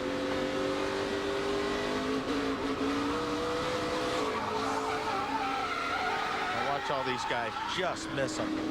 Yeehaw! Oh, man. Looks like he was running 150 miles an hour. Reminded me of the Jarrett deal down here a couple of years ago. Yeah, we'll see a promo with that in it. Let's check on pit road, starting with Marty. It's a busy calculator down here in Jamie McMurray's pits. Blake, can you make it now on fuel? Yeah, that should have clinched it right there. We've been saving it. So our car's a little tight, so I'm concerned. You know, we burn more fuel when we're tight, but keeping our fingers crossed and hoping we don't have a green-white checker. And remember one thing, they took 2 tires on the last stop, so their left side tires are 20 laps older than everyone else. Dave? With Jason Radcliffe in the 18. Jason, your spotter just told you that the 64 apologized for bumping into you and would let you by if you got to him. What do you think of that? I would say he probably will. I mean, I know Jamie. He gave it to us a while ago. He's a pretty smart racer. I can't believe he got into us the first time. And I'd say half of what he's saying is he's probably scared he's going to get wrecked. And maybe he does feel sorry about it. We'll see. All right, guys, trying to work things out down here, Matt. Brad Parrott, who are you more concerned about, the 20 who's leading of Hamlin or the 64? I'm really worried about Carl right now. You know, he's up on that wheel in the Charter Communications Ford, and he's being patient right now. We got to run about. Concerned he's not going to be patient? Yeah, I'm very concerned. You know, I mean, we come here for a top 5 finish, and he sees that leader, and he wants to go get him real quick. And just like every Charter subscriber, they're up on their seat, on their couch right now, watching that Charter cable. And Brad wanted me to point out that they have picked the very pit where Matt Kenseth won from last year, and he started the same exact place. But Alan, they're not superstitious. And Cully Barraclough is the crew chief for young Denny Hamlin. Are you having to tell this young man anything to keep him calm with a win so close? No, he's calmer than I am. I know Carl real well. He's a hard charger. Denny's doing a great job using that JGR horsepower to get a good restart. Rockwell Automation Chevrolet's running good. I almost said fourth, but I didn't. He got all of them in. They just told him on the radio, just like another Saturday night short track shootout. And Denny said, yeah, I've won a few of those. That's right. 25 laps to go, Alan, like another Saturday night shootout. Exactly what it is on a Saturday afternoon. Now, the Nextel Cup Series here tomorrow, and all those seats up there, there's a person for every one of them. Got a lot of good shots behind him on this shootout, though. Okay. 25 to go. Let's see what happens. Hamlin up front. Green flag back out in New Hampshire. Green flag.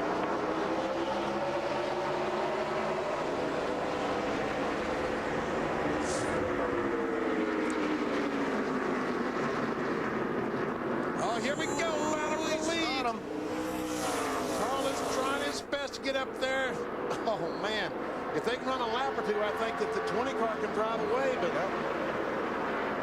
they charge into 3. Here comes Carl. Carl drove that car in that time. He did. You knew he was gonna, didn't you? But when you drive it in that deep, you have trouble getting off, and that's the problem he had. Could not get off the corner with Denny Hamlin. McMurray in 3rd.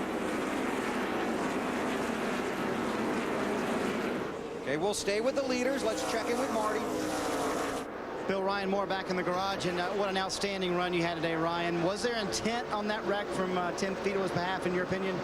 Oh, yeah, there definitely was. There's no doubt. But like Michael Waltrip says, if you got nothing good to say, don't say it at all. I just want to thank Oreo and Ritz for giving me and DEI the opportunity to put this together. I owe a lot to them, and I'm honored to drive this DEI car. Just had a decent day going, and just a shame that it happened like that. And then we felt bad for you because your hauler was locked when you got back here and you couldn't get in. Yeah, I just wanted to go sit down, cool off for a minute, but it's all good. I'm still young, and I got a lot of races left, and I guess he doesn't have much time left to prove himself, so it's all good.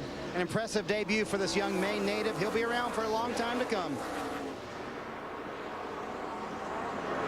Would you call that a zing? Yeah, you got to get the shot in when you can, you know. So it was Tell you what, with that checkered flag almost in the air, Carl Edwards is up on the wheel as much as you can get up on the steering wheel. He is trying his best to get close enough to that 20 car to at least, as Earnhardt would say, rattle his cage. Well, that guy driving that 8 car is up on the wheel too, because he's just moved in the 4th spot. He's coming. Martin Truex Jr. Denny Hamlin, a Busch Series regular with a couple of Nextel Cup stars. Look at how good that car works on the bottom. I mean, right now, he is on a rail and he's passing cars, so these guys are in trouble in front of him right now. Truex to third. Whereas Harvick kind of lost the handle, it seems, on his car because he hasn't really been able to make any gains. But Truex is he's on a mission. Kevin's back in seventh. Oh, we got trouble in 3 and 4 again. Tony Raines around. And Ashton Lewis. A lot of damage to Tony's car. This just falls right into Truex's hands. He looks like he might be going after somebody. Ooh, watch it. He's going to wreck again. Yep, he just wrecked himself. See, sometimes when you're going after people, you got to make sure that you can get to them. Let's see what he's going to do now. Back up. Going to back into the wall. Oh, man.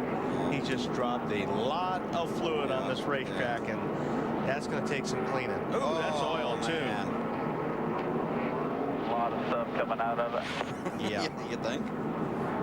Now he's probably so close to the wall he can't get out of the car.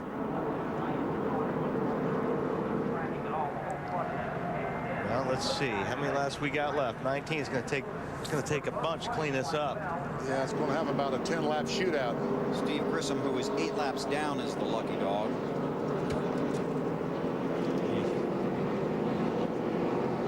Let's see what happens here. There's probably some finger pointing possible. Let's see. 25 still out there? Yeah.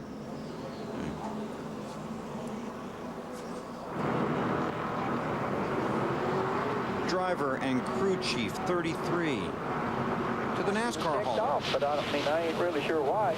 After the race for a meeting. Those meetings probably aren't a lot of fun. No, they're not a lot of fun. And they're trying to get the hood up to so they can get the wrecker hooked onto it as Tony gets out of the car and looking for his stuff. They are going to red flag this race. Yeah, that's probably a good idea because it is going to take a long time to get all this fluid cleaned up. And that means whoever Tony might have been going after will not be coming around at this point, so he will get in the ambulance for the mandatory trip to the care center. Well, I don't know why he would be mad at the 25, if he was even mad at the 25. Unless this started further back. On board the 25 of Ashton Lewis. You're there. Come on, stay in it.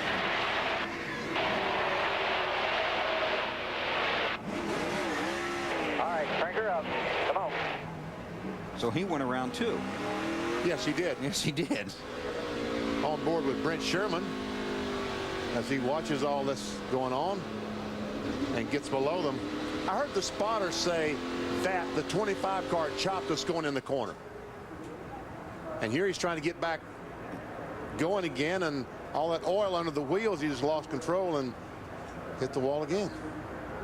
Then he backed up across the track and left all kinds of oil down there, so the red flag is out so they can clean up the mess. I'm glad they did that. Yes. I mean, you know, red flagged it. You and every one of those guys. Well, especially Martin Truex, who seems to have a very good race car right now, and he probably, maybe in 10 laps he couldn't pass Denny Hamlin, but in 15 he might. I think this is a great practice. In fact, I think there are a handful of races where this probably could have been used in the Nextel Cup Series this season. Go ahead and red flag it with 18 or 20 to go instead of running around down there for 8 or 10 laps and only having an 8-lap race to the end. Go down to pit road and check in with Alan. Well, Kevin Mannion's got a smile on his face. There's been a lot of, I'll call it humorous conversation going back and forth between he and his driver under this red flag. You made your strategy call. You got kind of back in traffic, Kevin. You're charging toward the front. This red flag on the caution's helping you or hurting you? Well, I don't think the red flag is going to help us. I'm glad they didn't, waste 18 laps cleaning it up. But I think they're making the right call. Our car is definitely good on the short run, and on these restarts, it's really incredible. That was the fastest lap we ran all day. Some people run faster, but maybe, hopefully, we'll see what happens. But I'm real proud of Martin today. We thought we had the best car, and we missed the setup just a little bit. It's good on short run, but they were killing us on a long run. So we figured for a lot of cautions, and I think we pitted more than anyone today, but trying to make it so it can win. And we've made it better, but we'll just have to wait and see. Martin, he's done some pretty amazing things with 5 to go, and it's probably one of his, consider another home track for him and a lot of fans up here. So we'll just wait and see what happens. All right, I like your hat, by the way. Okay, thanks, Kevin. Let's go to, who's that, Marty? Alan, we've been talking about how good the 90 car is. Once it would come in for Elliott Sadler, finally came in. All of a sudden, you're in 6th place. You have a shot to win this thing? There's 15 laps to go. Just never do know. This Busch Series is awful tough, and the City Financial Ford's been good all day long. Starting back there in 16th a while ago got us a little bit behind, but driver really got up on the wheel there about the last 2 or 3 laps before that caution, and passed a couple guys on the outside down 3 and 4. So we'll just have to see what happens. I think we got a great car, and just try to get all we can get. Hey, Weber, you paying attention? Yes. Last 2 crew chiefs wearing Boston hats. It didn't do them any good. And Todd wants to know, what do you want to ask Weber? What did I say? What was the final today? Yeah, what was the final? I know the final last night's what you wanted to know. Yeah, I know what it was last night, but today I'm sure was a different story. But no, just busting mainly on our engine tuner. He's a big Yankee fan, so I went to the gas station last night and picked up this Boston hat and been busting on him and my general manager, Eddie DeHaan, all day long. But I'd like to say hello to Robert Yates. He's back at home today, and hope you get on that plane and come with us tomorrow. We got a race car tomorrow just as good as this one, so hopefully we make you happy there, boss man. Hey, Marty. Todd, yeah, go ahead, Weber. I knew this was coming. Go ahead. Marty, you just tell him that yesterday's game is like last week's race. It's old news. Yesterday's game's like last week's race. It's old news, you know. Yeah, today's fish is wrapped in yesterday's paper, I guess is what he's saying. Yeah. 7-4 final, today. Yeah. Bad news for you. Yeah, I forgot about last week's race also. Exactly. Good point, Alan. Hello, there we go. Ricky Byers is here, Kevin Harvick's crew chief. Ricky, the red flag helping you, hurting you, and do you have a chance to get back up front where you were early in the race? Well, right now the car's just really tight. We pitted on lap 21. Had to have fuel. We couldn't go all the way and put right sides on it. And obviously that didn't match up with the lefts we had, and it's gotten a lot tighter. So that's hurting us right now pretty bad. All right, and so this caution, this red flag isn't helping or hurting, is it? Isn't helping or hurting. We just got a car that's not handling as well as it did earlier. We probably should have just stayed out on lap 101 and been the beneficiary like the 20 car and some of those other guys that stayed out and using these cautions to make it all the way. But you can't count on cautions. You got to, play the race as you think it's going to happen. And at that point, we couldn't afford to run out of gas, and you can't count on these caution flags is the only thing I can say. But right now, we're just a little bit tight. I know there's probably going to be another caution before it's over with. Hopefully, we can dodge the wreck and pick up a top 5 here. All right, Ricky, thanks for coming down to talk to us. Ricky Byers, crew chief for Kevin Harvick. Guys, being one of these crew chiefs, man, it's a tough job. You have to second-guess yourself all day long and probably all next week, too. Exactly right. Even after it's done. Denny Hamlin leads. We're under the red flag. Carl Edwards is second. Martin Truex Jr. is third. And by the way, after the 8th race of the season, Truex was 7th in the points, 344 behind first in the 11 races since, 3 wins, 10 top 10 finishes, and he's 72 points in front. But right now he's behind that man. Benny, you're gonna experiment here? You think you can get him? Well, I don't know. Our radio didn't work too well to begin. Let's try it again. See if we can get Carl Edwards. Hey, Carl, Benny Parsons, you got me? You got your line clear, Benny. All right, you got anything for that 20 car? Well, you bet I got something for that 20 car.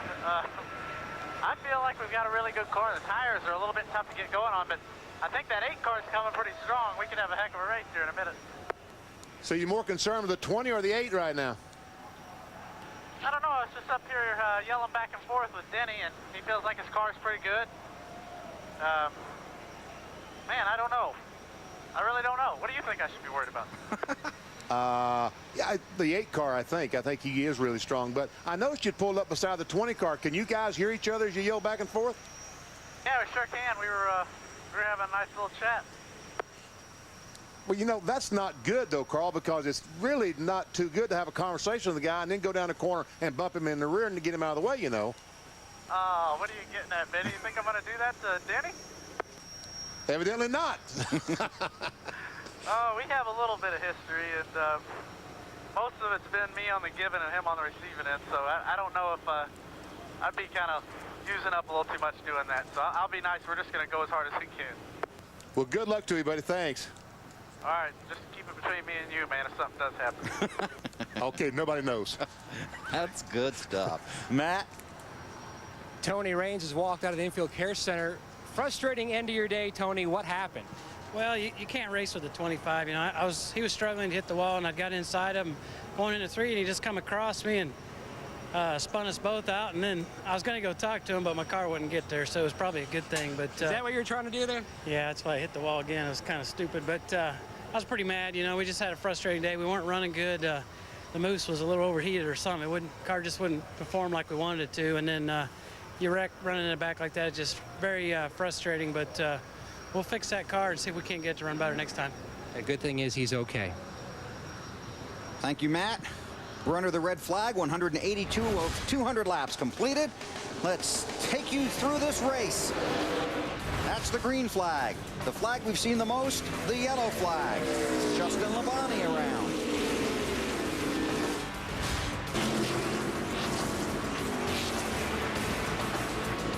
Then more trouble. Yeah, Justin Labonte had no place to go, and he and Jeff Ford in the wall hard. Lap 50. Well, you got to try and get out of the car some way, don't you? Scott Lagsy had to climb the wall to get out of the race car. Trouble for Randy. Yep. Randy LaJoy. And John Wood. And John Wood. They were okay. And that was Ashton Lewis. Well, something else was going on. Getting through another wreck. There's Greg Biffle up against the wall. 12 cautions in this race. Boston Reed, around he goes. In the wall. Yep. That ended his day. And Reed Sorensen with the save, but behind him, Stremme. But kept it off the wall. Still brought out the yellow.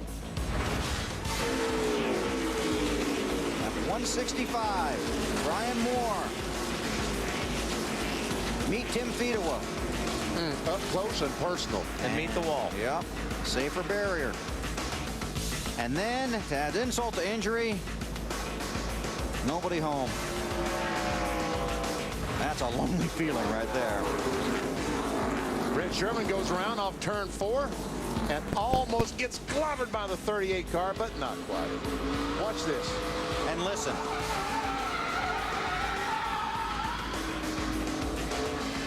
Oh, that would have left a mark. That scares me just watching it. And this is Tony Raines, who we just heard from a moment ago, the most recent caution. And then he decided he wanted to go deliver a message, and that didn't get done. And then he dropped a little bit of oil. Okay, a lot of oil. And that's why we're under the red flag, to clean up that mess. Okay, Benny's all psyched up now because the radio worked, so he's going to see if he's going to get greedy. Try it again. See if I can get in touch with Truex.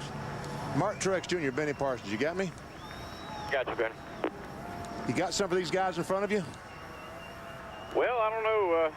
I'm good, really good from a couple laps after restarts. I can seem to pick a couple cars off. So we'll have to see if we have a couple more or a green-white check or something. I got something for them. Just got to thank all the guys in the pits.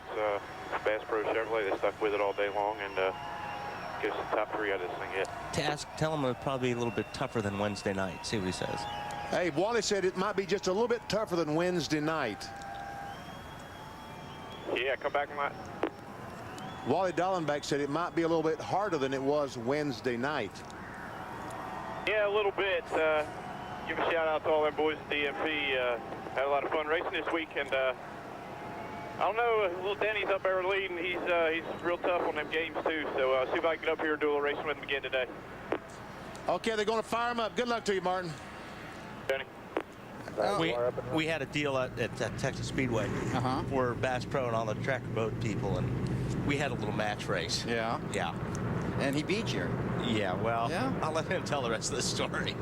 Well, he's busy now. But it was fun, yeah. We had a good time. Were you running cars or what was it? We were running the school cars. And it was, I was told where to finish. Oh, okay. Where did you take finish? What do you think? Second. There you go.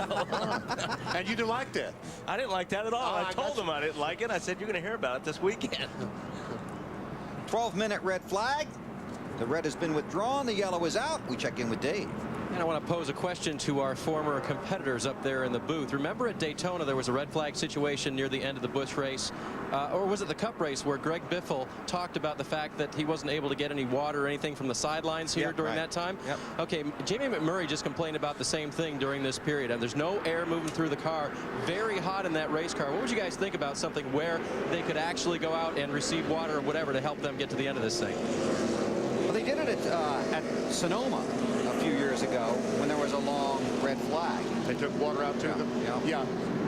I don't know, it just seems like a great idea, especially on a day like today. They caught a cloud here in the last 5 minutes, but before that, the sun was really beating down. And when you've been driving in that car all day, I would imagine just a little fresh, cool water would be great. That's probably a good point, Dave. Yeah, it does, cloud or no cloud, Dave. I mean, as hot as these cars are right now, they're like ovens. So, I mean, with the pipes and the engine and everything is hot in those cars, so it's just an oven inside those cars. So, yeah, it would be nice. Do you remember that race at Sonoma? I think Gordon was leading, and one of the track workers handed him a drink, and all heck broke loose on pit road, and they ended up taking everybody water. I remember that, yes.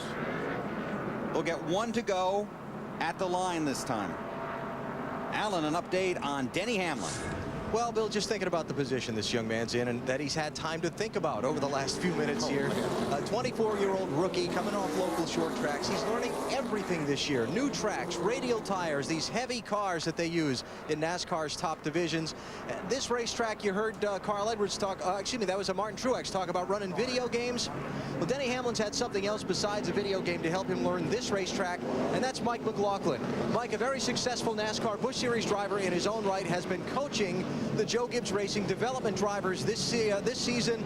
Mike is the 1997 winner at this racetrack. He also won here in NASCAR Modifieds. He also won here in the NASCAR Busch North Series. Pretty good guy to get some coaching from to figure your way around a strange new track, don't you think? Looks like he's doing a pretty good job training these guys. Of course, it looks like he has some pretty good talent to train as well. He does. Talking about Denny Hamlin and J.J. Yaley. I can't imagine what's going through his head right now. Getting the best restart of his life. And they're telling him to get those tires clean, get them nice and clean. He's trying his best. Pace vehicle will hit pit road, and Denny Hamlin, best career finish, 6th. There's Steve Grissom getting the... Now they'll get one to go. They didn't... Either were... Well, something happened. Now it's one to go. Either you were mistaken or something happened. Or something happened. I think you were mistaken. Hey. I was. Thank you, Bill. See, first career Busch Series win, Derek Cope in 1994 and Bobby Hamilton Jr. in 02. Can we add another name to that list? 14 laps to go. Would be good. 18 races here in the Busch Series, 18 different winners. This is the 19th visit to this track for this series. Denny Hamlin could be the 19th different winner, or Carl Edwards. Carl seemed like he might have something for him. He did. I talked to Bobby Hudson, Carl Edwards' spotter, in the Nextel Cup car, and he said he reminds him so much of Dale Earnhardt. He said he gives nobody a break. Now the pace vehicle's on pit road, and Denny Hamlin brings them to the green with 15 to go. Good restart for Denny. Now, Carl Edwards, are you looking out the windshield or the rear window? Boy, Denny drove it in there a little bit hard that time. Lost a lot of ground on Carl Edwards. Truex in third.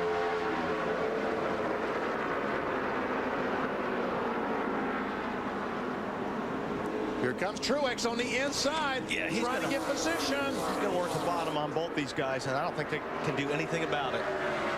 No, they can't. Neither one of these cars can get down there, and it's Truex. But he didn't make it yet. No, Edwards trying to hang with him. He did now. Right on the bumper now of Hamlin.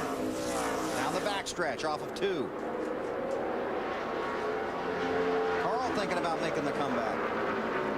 Thinking about let that 8 car get in the corner. I don't think he can. These guys can't get their cars worked down on the bottom like Truex can. 12 to go. Well, it's no longer a matter of if, just when. Yeah. Like now. Got to pick a spot, and he's got it right now. Truex under Hamlin into 3 for the lead.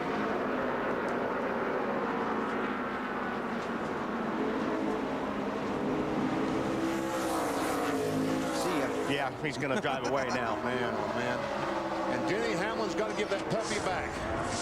That one he got for Christmas, he can't keep it. And he's still got to worry about Carl Edwards because Carl's going for it. He's going to try to get that second spot from him.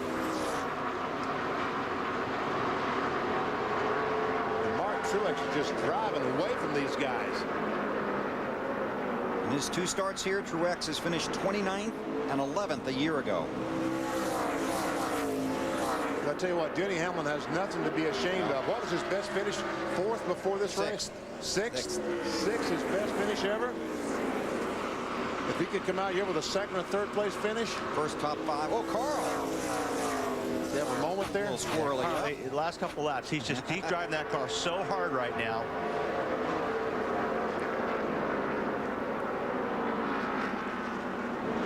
I think Mark Truex is running just fast enough to stay in front.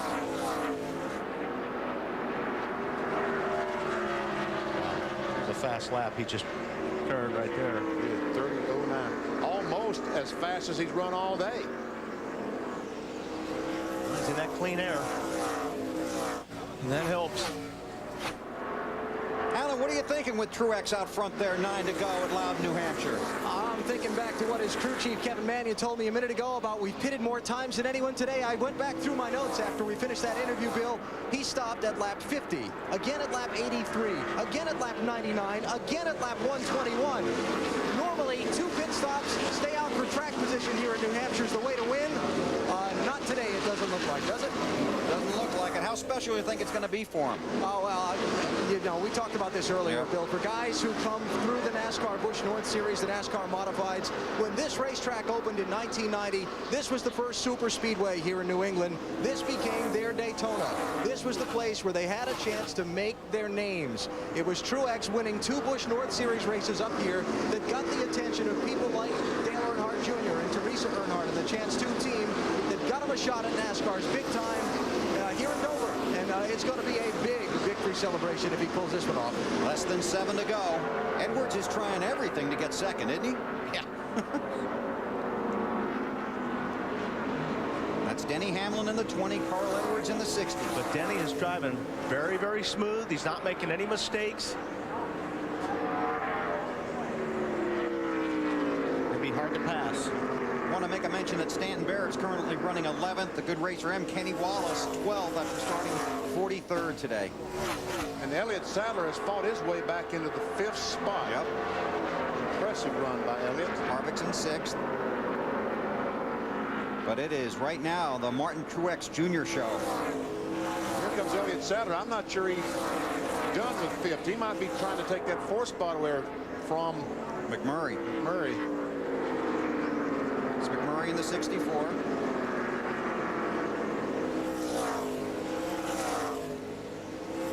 Oh, Carl Edwards and Denny Hamlin almost made contact off turn 2. Oh, he's looking. If he doesn't slide up into him. Take them both out. And Jason Leffler has spun on the backstretch, and the caution flag is out. Well.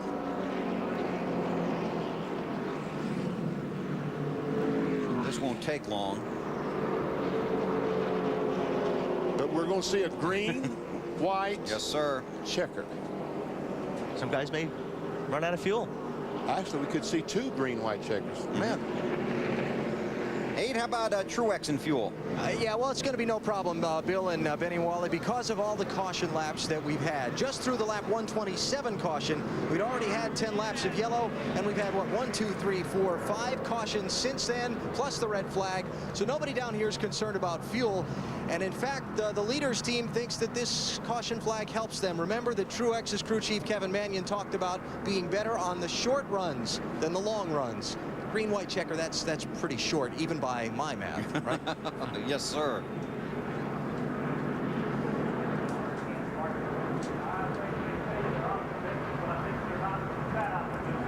Truex Jr. Keeping the tires clean, that's important on these restarts, because a lot of times if you pick up a little bit of debris, you'll go down in the turn one, and if you have that debris on those tires, it'll just slide away. This is already underway here. See Kenseth go by in the 17 car. Don't know. All right. They're going to throw the green on lap 199.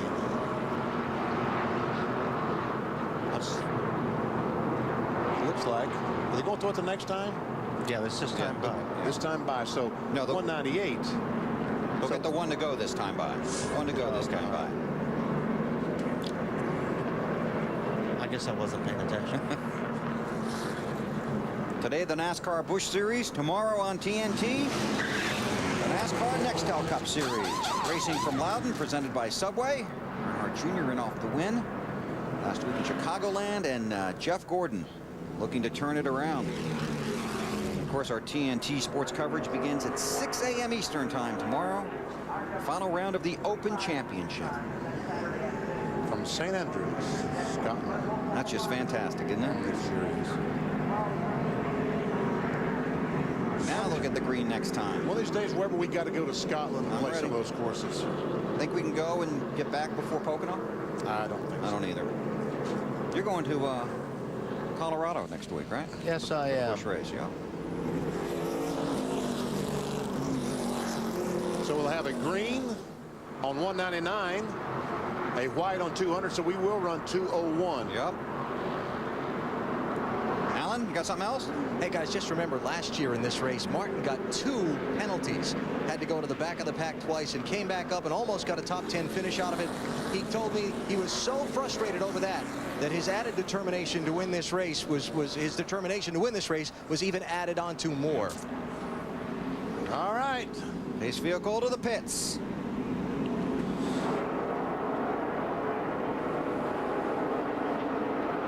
Green comes out on 199. Green flag. Hamlin trying to stay with him. I think we'll see some uses of mirrors here. And maybe bumpers. Possibly bumpers. Oh, look at Carl. Carl Evans, he's on the outside. He's got the position. Well, he's got something. This is good for the leader. Oh, he pulled it off. He did pull it off. Nice Great move. White flag this time. Truex, then Edwards. Last lap.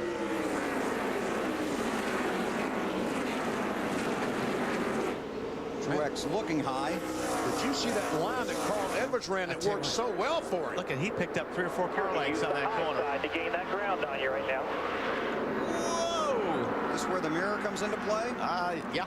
Edwards on the high side in turn 4. Martin Truex Jr. trying to win on his home track. He won't hold off Carl Edwards, and Martin Truex wins in New Hampshire.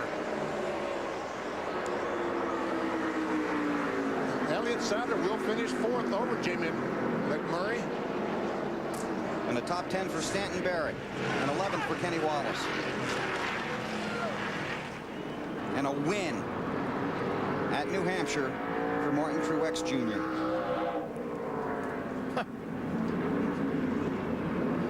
Alan?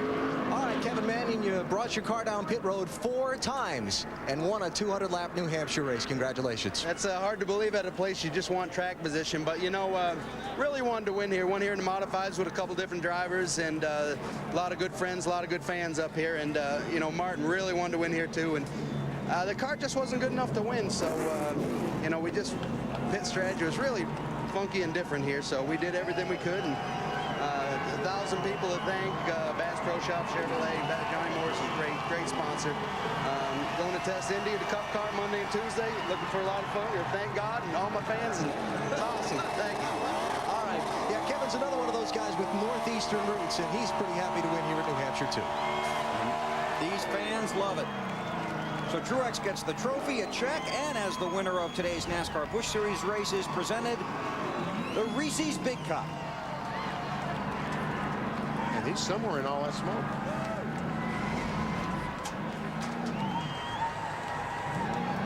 He's trying to keep the engine running. Oh. I think he's trying to find his way. Yeah. vanished. But he will reappear in victory lane.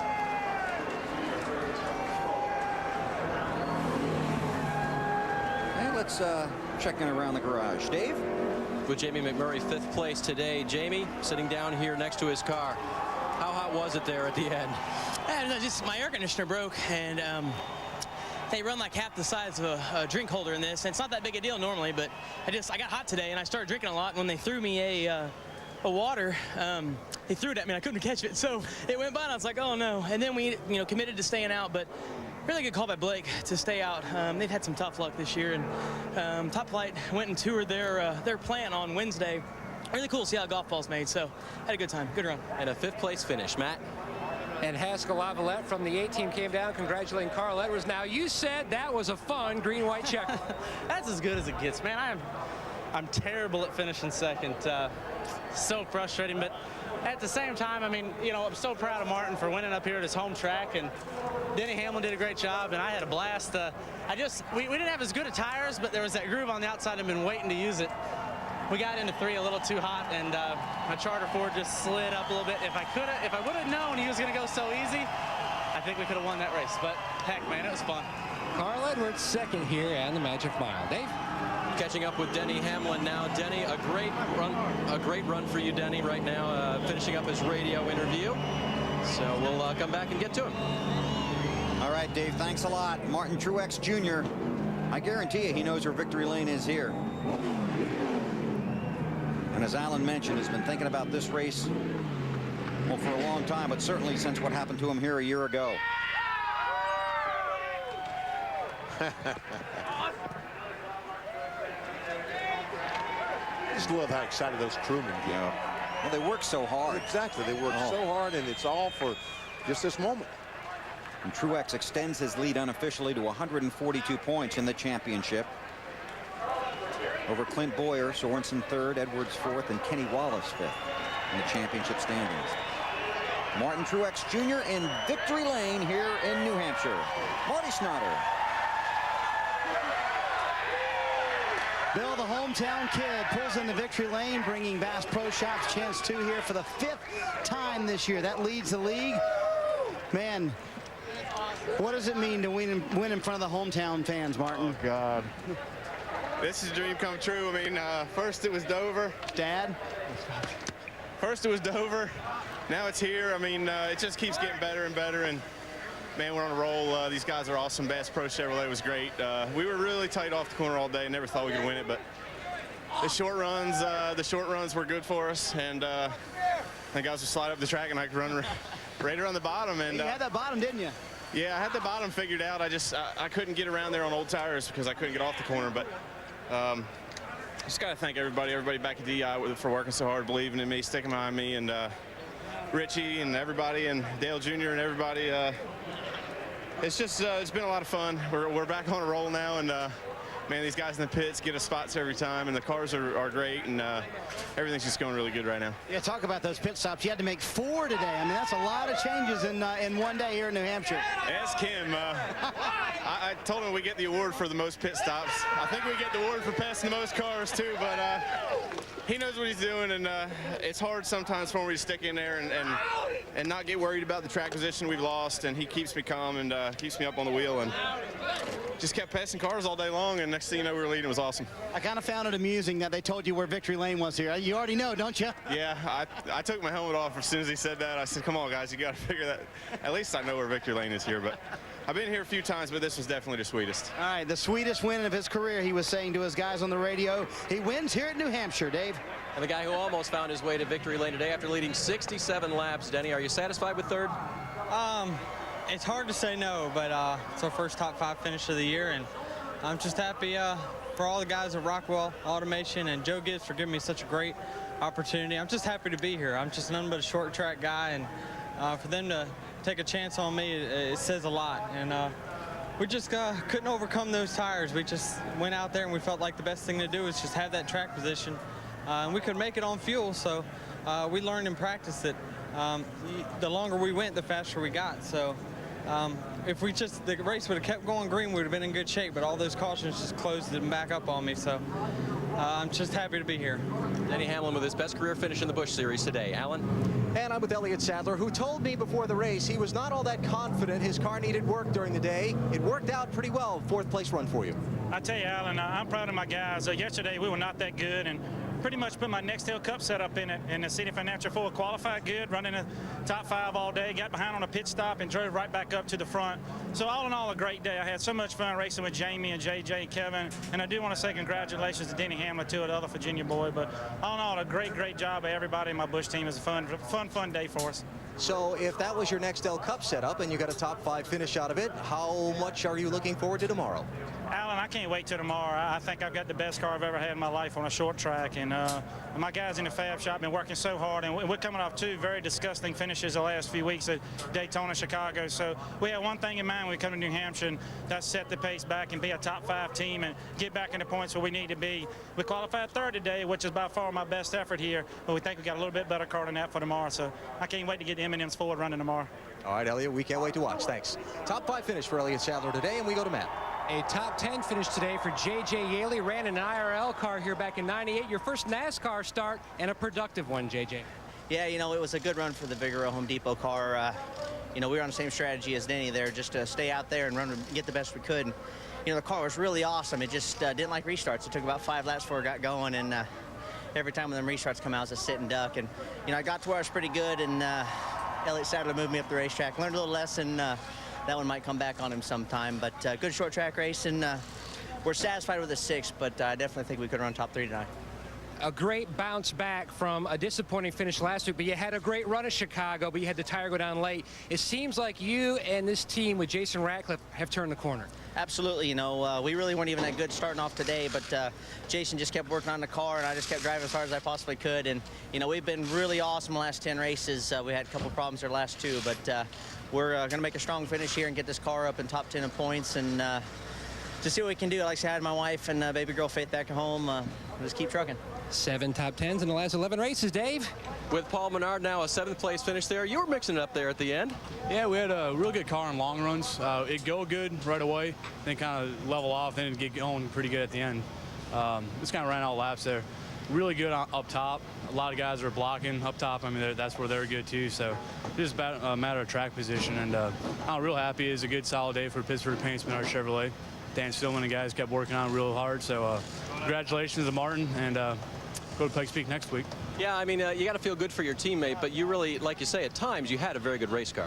Yeah, we did. I mean, we were awesome in practice, and things changed just a little bit. The track changed a little bit and kind of caught us off a little bit. So, I mean, I think we're going to bring the same car back to Pikes Peak next week and see what we got out there. We'll be there. We'll watch him. Hopefully another top 10 for Paul Menard. Thank you, Dave. Thank you, gentlemen. So you heard from the top 7 finishers, and here are the unofficial results in New Hampshire this afternoon. And Kevin Harvick, I'm sure he's probably the most disappointing guy in the top 10 with that 8th place run, as well as he dominated pretty much early. And that's Stanton Barrett's first top 10 since the 2003 season. That's a good run for those guys. Kenny Wallace, good run from where he started. From 43rd. From worst to 11th. Then Boyer and Johnny Sauter got back up to 18th after they made that last or late pit stop there. Yeah, restarted about 34th or something. Yeah.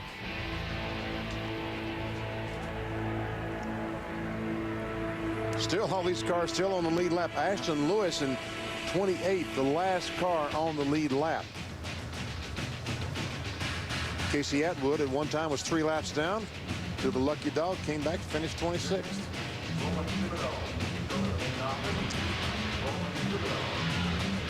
And 31 through 40. Biffle, and then the rest of these cars all in the garage area. And we're told Jason Leffler was treated and released from the infield care center. So that's good news. Some of these guys had a tough day. Especially Justin Labonte. Yeah. Here are the championship standings. After 20 of the 35 races, it's now a 142-point lead for Truex.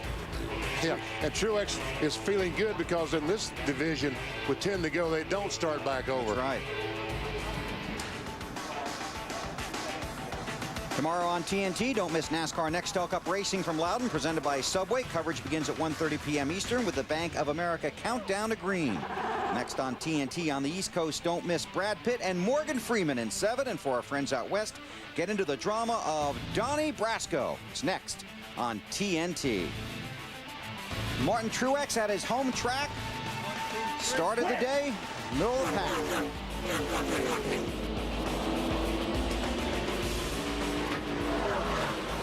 It was a rough and tumble day for many guys.